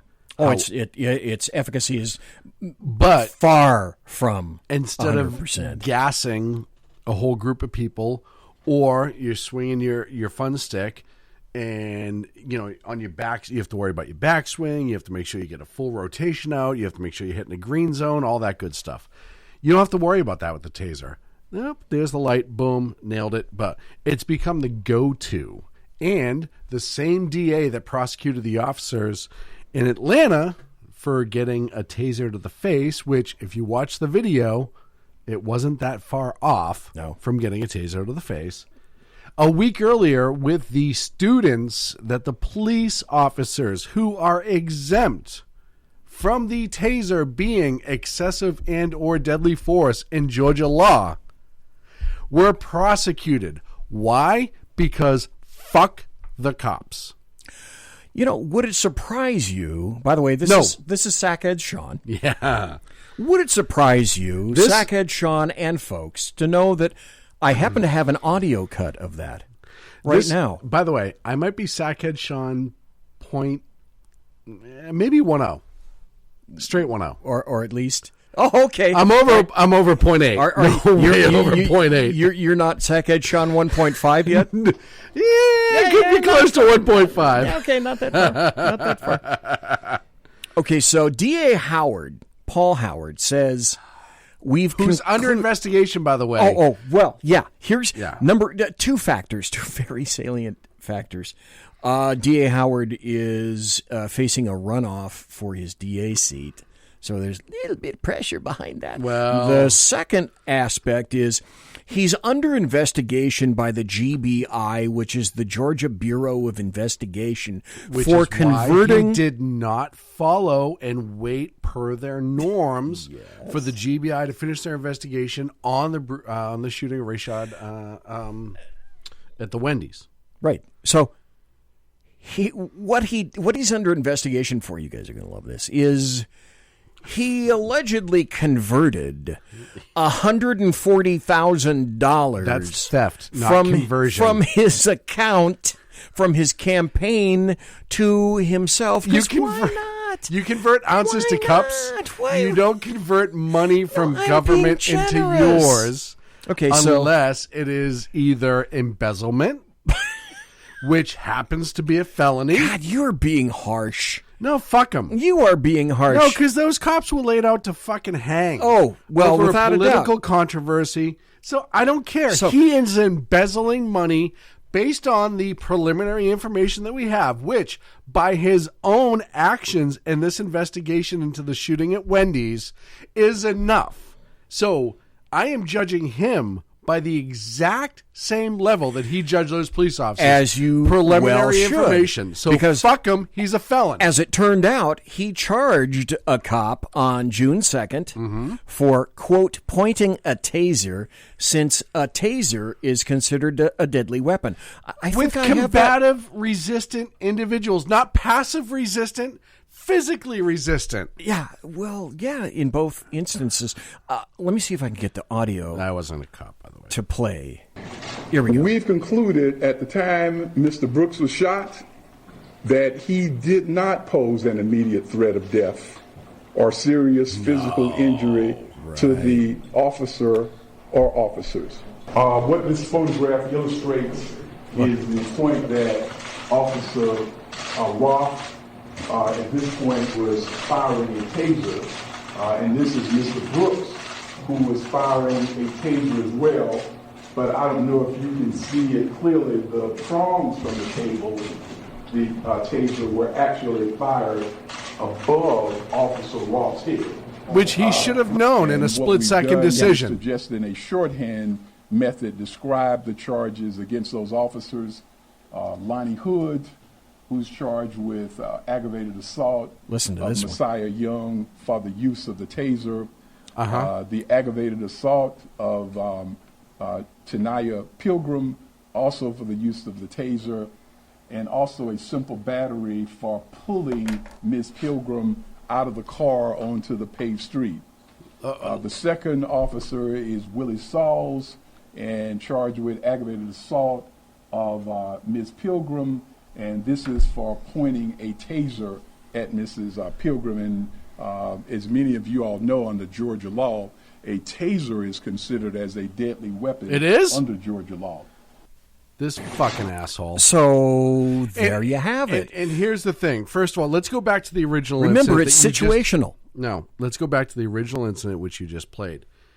Police officers have enhanced training, and the same reason why in some states a police officer can carry a baton and a average citizen cannot is because it is deemed as part of, I don't know, non-deadly force continuum that officers are given to not use deadly force. Now, the incident with the Atlanta students, stopped the car, they were belligerent, pulled out of the car, he used a taser, very much by the book.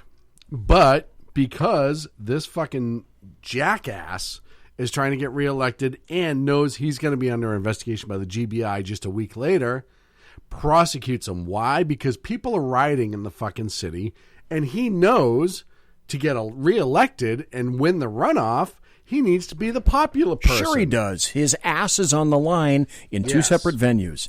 Here's the thing. 2 out of the 3 police officers in the student incident were African American, black, whatever the hell you want to call them nowadays. They had more melanin than you and I. Yes. I call them good cops. They seemed like good cops. These were guys that if you were going to a call and you were waiting for backup because you were rolling with somebody, they would be there for you. They would absolutely be there for you. And BZ, how long were you a police officer? For 41 years? Yeah, it's pretty much. Sergeant?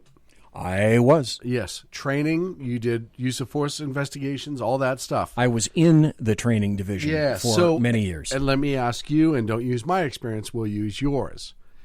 During the vehicle incident outside of the University of Atlanta, did you see anything wrong based on current law enforcement training standards and practices?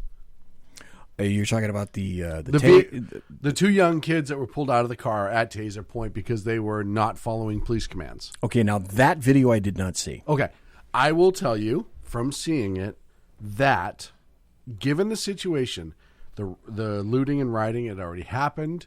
You had people that were verbally and passively resistant. They used the taser as the threat of force, which is a common occurrence in law enforcement and accepted practice. Hey, if you don't do this, guess what's going to happen? Pulled them out of the car.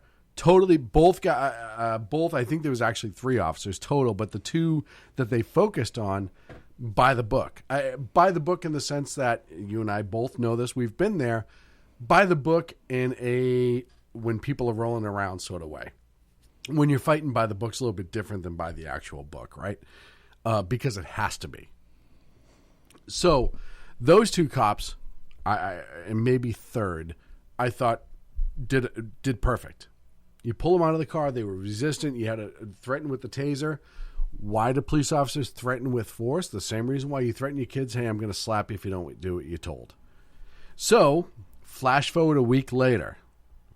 Even though this shitbag DA determined this to be, this is deadly force, which I think under Georgia law, there's every state's a little bit different. You have every state dangerous weapon versus deadly weapon, but they're the one and the same depending on what state you're in.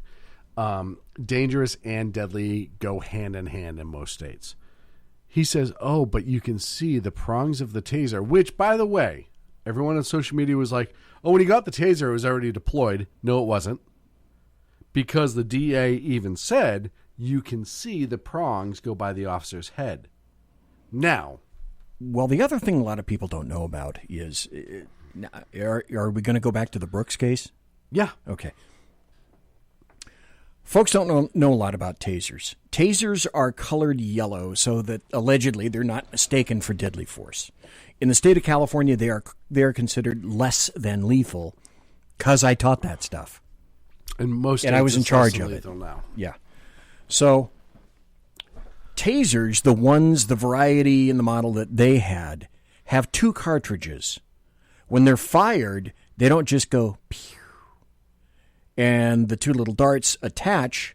No, they make a big bang. No, I think if you actually look at the tasers the Atlanta officers had, I think they were the 3 to 4 because they were the updated one. If you look, the cartridges?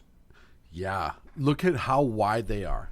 They're the 4-inch wide ones. Well, I know they have at least 2 cartridges. No, they're the multi-select ones. They're 3 or 4. It's been a few years since I was trained in them.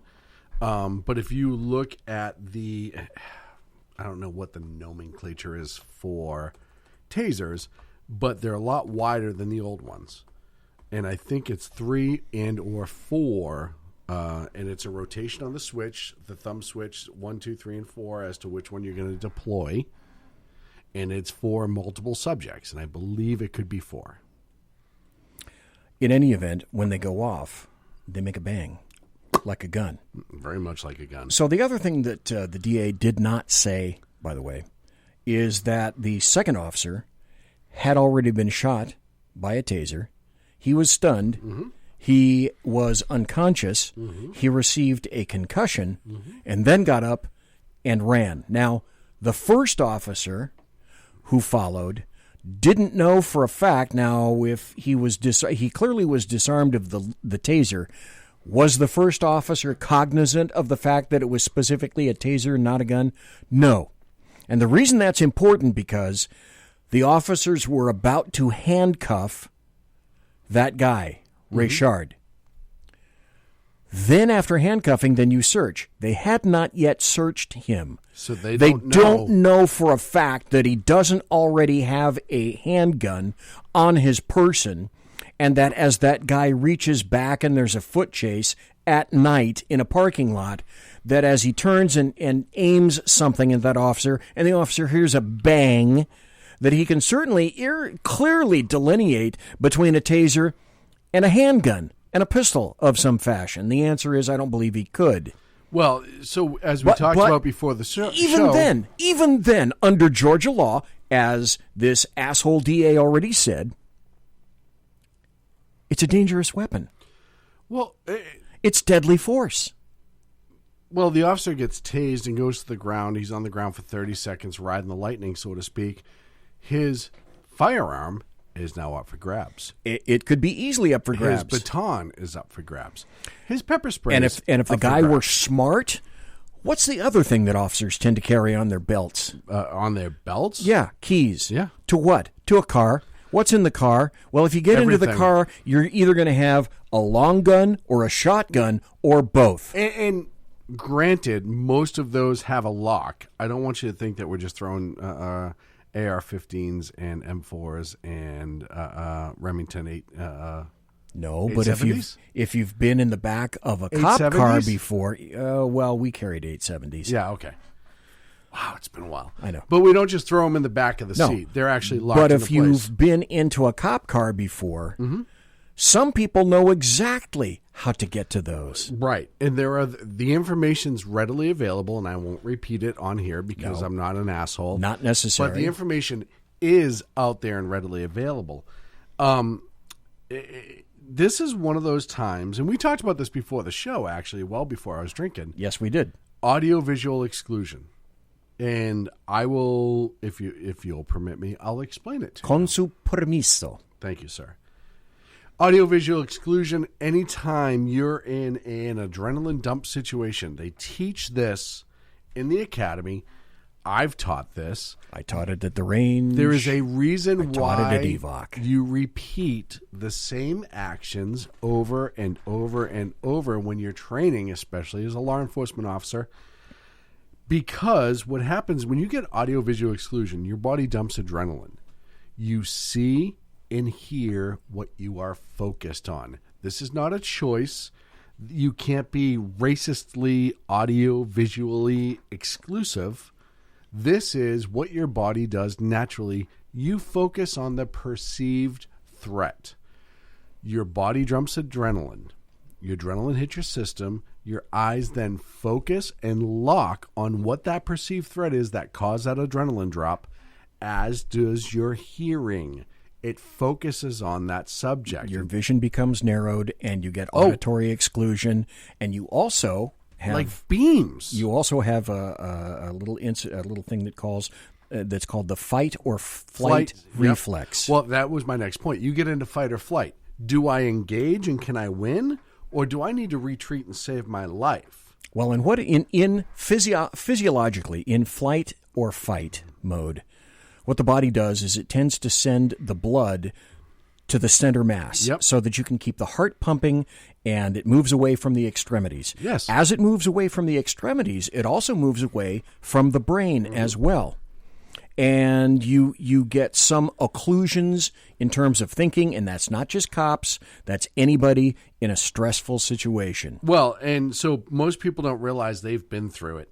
And you have been through it. If you're above the age of 18, at some point in your life, you've experienced audiovisual exclusion, and it could be in a fun situation. As you get older, it has a tendency to drop off based on the experiences that you've had. But maybe you're on a roller coaster. And if you've never experienced a full adrenaline drop, you can trigger the audiovisual exclusion. Most people can trigger it in their life. Law enforcement, it's different because It's like military firefighters get it. Anything where you potentially could lose your life, it comes up to a different level.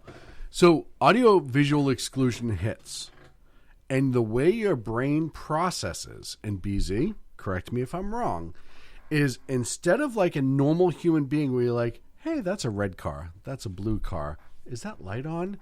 What happens is, not a threat, not a threat, not a threat. Oh, that's a threat. And then you respond to that. Well, and it goes back to your primordial being in preservation terms of your own life. In terms of, you get auditory exclusion, your vision narrows, the fight or flight tends to move the blood away from the brain, from your extremities to keep your heart and your major organs going and pumping. And the other thing that it does is it removes detailed acuity. You have the capability to perform mass, gross motor skills, but you tend to lose some of your fine motor skills, and that occurs whether you're in a shooting situation or whether that happens to be a code 3 or a pursuit run. Why do we train repeatedly? Why do you train the same thing over and over and over and over and over? Because when the defecation hits the oscillation at a high rate of speed, your muscle memory, the subconscious in you, needs to respond to that to save your life. Like you said, the blood draws away from your extremities, it goes to your heart. Why? Because your heart is the power behind the rest of your body. So your thinking is altered. The adrenaline in your system is altering your thinking along with the loss of blood to your actual brain. So you go to muscle memory. Muscle memory reacts and responds to what you've trained it to. It's primordial thinking. You're an animal. It's the fallback position if you've been trained sufficiently. Mm-hmm. The other thing that occurs is part and parcel of the startle reflex. What I used to train and say to people is, and I love to do this in the academy, I would walk up to a student as walking up behind them, going up to the podium as I'm speaking. And one of the things I would say is, I'm going to tell you about why it is that you keep your finger off the trigger. Mm-hmm. One of the major reasons, one of the major reasons for this is that you get a bilateral reaction, not a unilateral reaction to something like the startle reflex. Yeah. So I would customarily go up to a recruit and get about an inch between their ear behind them and yell at them. They would startle. And what human beings have a tendency to do is they'll clasp both hands. And it's not as if one hand clasps and the other one doesn't. That's why you keep your hands off the trigger until you actually need it. Example of where that failed, I think 2 or 3 years ago, was the Kansas female police officer, where she had a male, adult male stopped. I think he was black, coming out of the car. He was wanted for something. She approached to try to interact. He went to the car. I think she freaked, shot and killed him. She was charged with involuntary blah, blah, blah, blah, blah. But I said right away, first of all, he was like 6'3", she was like 5'9". You could perceive that if he was turning to fight her, she is in a life or death situation. But I said at that moment, nope, I think she had a bilateral pull. She got scared. Her finger was where it wasn't supposed to be. And training should have theoretically taken care of that. Yeah, but bad habits, right? Yeah. I could train you 1,000,000 times with a firearm 5 years from now. If you don't go in and train that same thing over and over and over again, muscle memory starts to diminish. BZ, when was the last time you were at the range? Well, those are called perishable skills. 100% perishable skills. And I taught perishable skills. And we know better, right? And what's the first thing that gets cut in any kind of a budget crisis in any police perishable department? Skills training. Training. Yeah. Any and all training. And if so let's defund the police. If you don't do it on your own, you're going to make mistakes. That's the sad part. Now, pushing this back to Atlanta, I don't think there was a mistake there. He turned, he got the shot in the back. Okay, well, I can put any weapon over my shoulder and still have my back to you and shoot at you.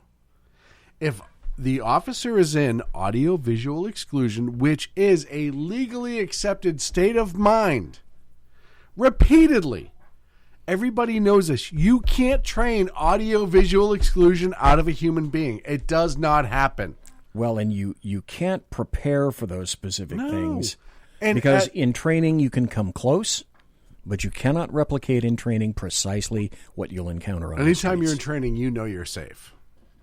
And if you do enough training, you become more comfortable that you're safe in that training.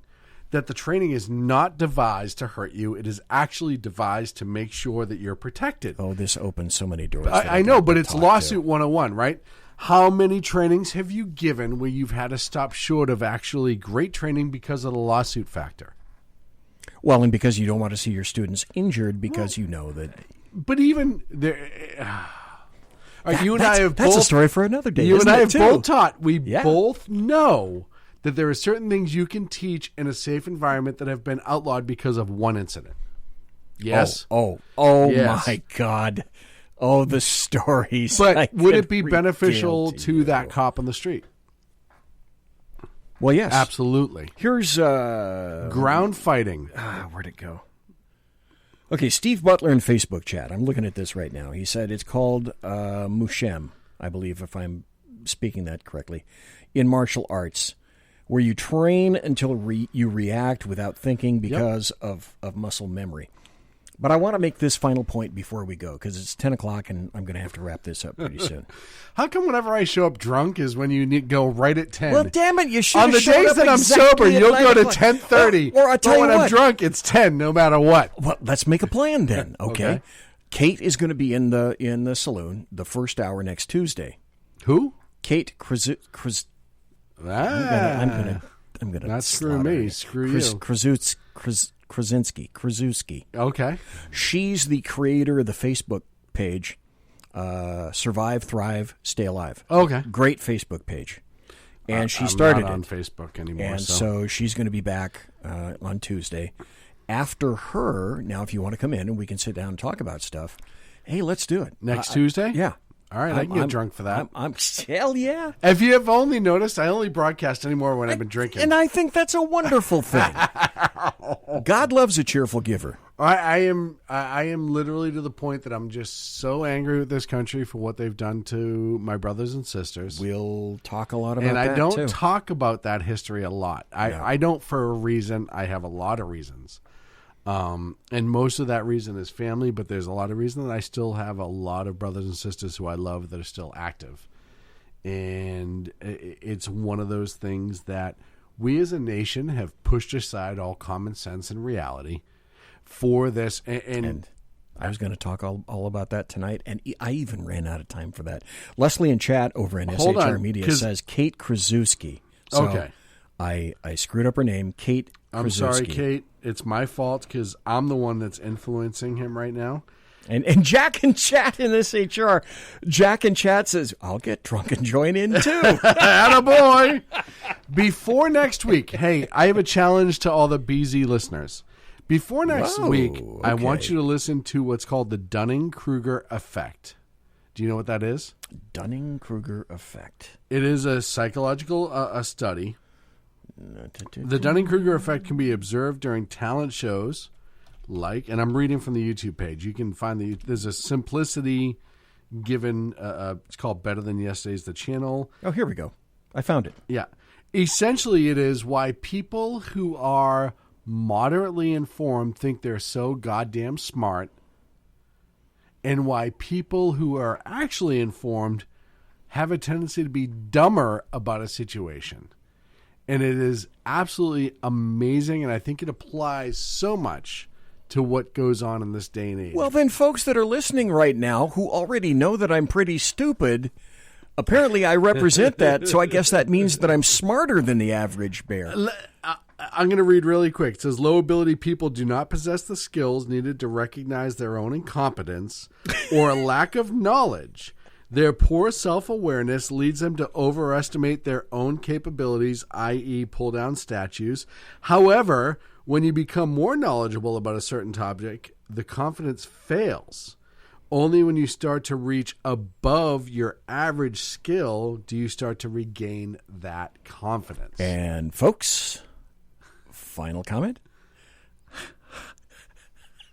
How many people do you know like that? Yeah, I was just going to say they're all over the fucking place. That would be an assload of them, wouldn't it? How many people think they're smart? Am I reading again tonight? Because this is always fun when I get to read the outro. Oh, do you want it? Yeah, I Wait a want to minute. read the Okay. outro.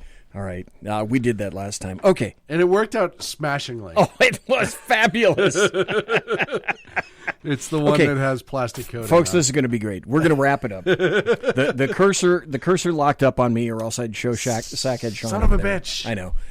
So what I did last time Sackhead Sean was here, I have an outro. Yes. Okay, and I read it, although I know it by heart now. Verbatim, you still read it every night. I still go through the same thing every night as I go out on the music. So the other thing is, you're going to have to make sure that you wrap this up before the end of the song. Can I you have do to that? time it. I know Okay. I have to time it. Okay. All right. So now, instead of me and I make doing some the adjustments as we go. Okay, yes, well, you should.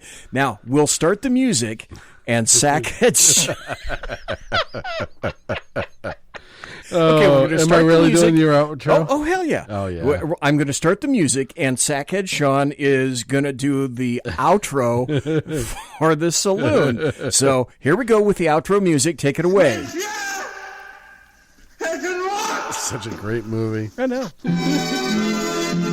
Ladies and gentlemen, boys and girls, children of all ages, thank you for listening to the Below the Eating Zeppelins Berserk Bobcat's Saloon. Live and direct right here on the SHR Media Network. If you want to contact the bulbous one, you'll find him at BZEP on Twitter, or check him out at thebelovedeatingzeppelin.net. Promotional consideration is brought by the Lockheed Martin Skunk Works, Shure Electro Voice microphones, Arrakis keyboards, Pratt & Whitney... Pratt & Whitney engines, as well as GE engines. Trust you can thrust. Also by a Lahu snack bar, a little bit of Muhammad in every bite. Not to mention tonight a little bit of Blanton's. Tiaras by My Little Ponies. Special thanks to my KC-135. I'm crying. You're Basil Hayden's refueling team, with whom I have already consorted with a few hours ago. Thank you ever so kindly to listening live. Thank you to KURT SCHLICHTER, who was on early tonight, who's always amazing. Thank you for being in chat. Thank you for listening to the podcast. I appreciate each and every individual one of you for taking the time out of your day, be busy or at night, blah, blah, blah, blah, blah. God bless. Take care. Okay. Fight the good fight. Good night, Mama. Good night, Daddy. Good night, children. Good night. Oh, That's shit. You're worth every penny I paid you. Good night, Kimba. You're going to give me a raise, fucker. What's going on? I was asleep. It's okay. Sean's drink. Yeah. Drunk. Good night, Gotta sleep, Jim Bob. Yeah, here we go. Oh, he's a mess. Good night. And good luck. Shit. Good night, everybody. Yeah.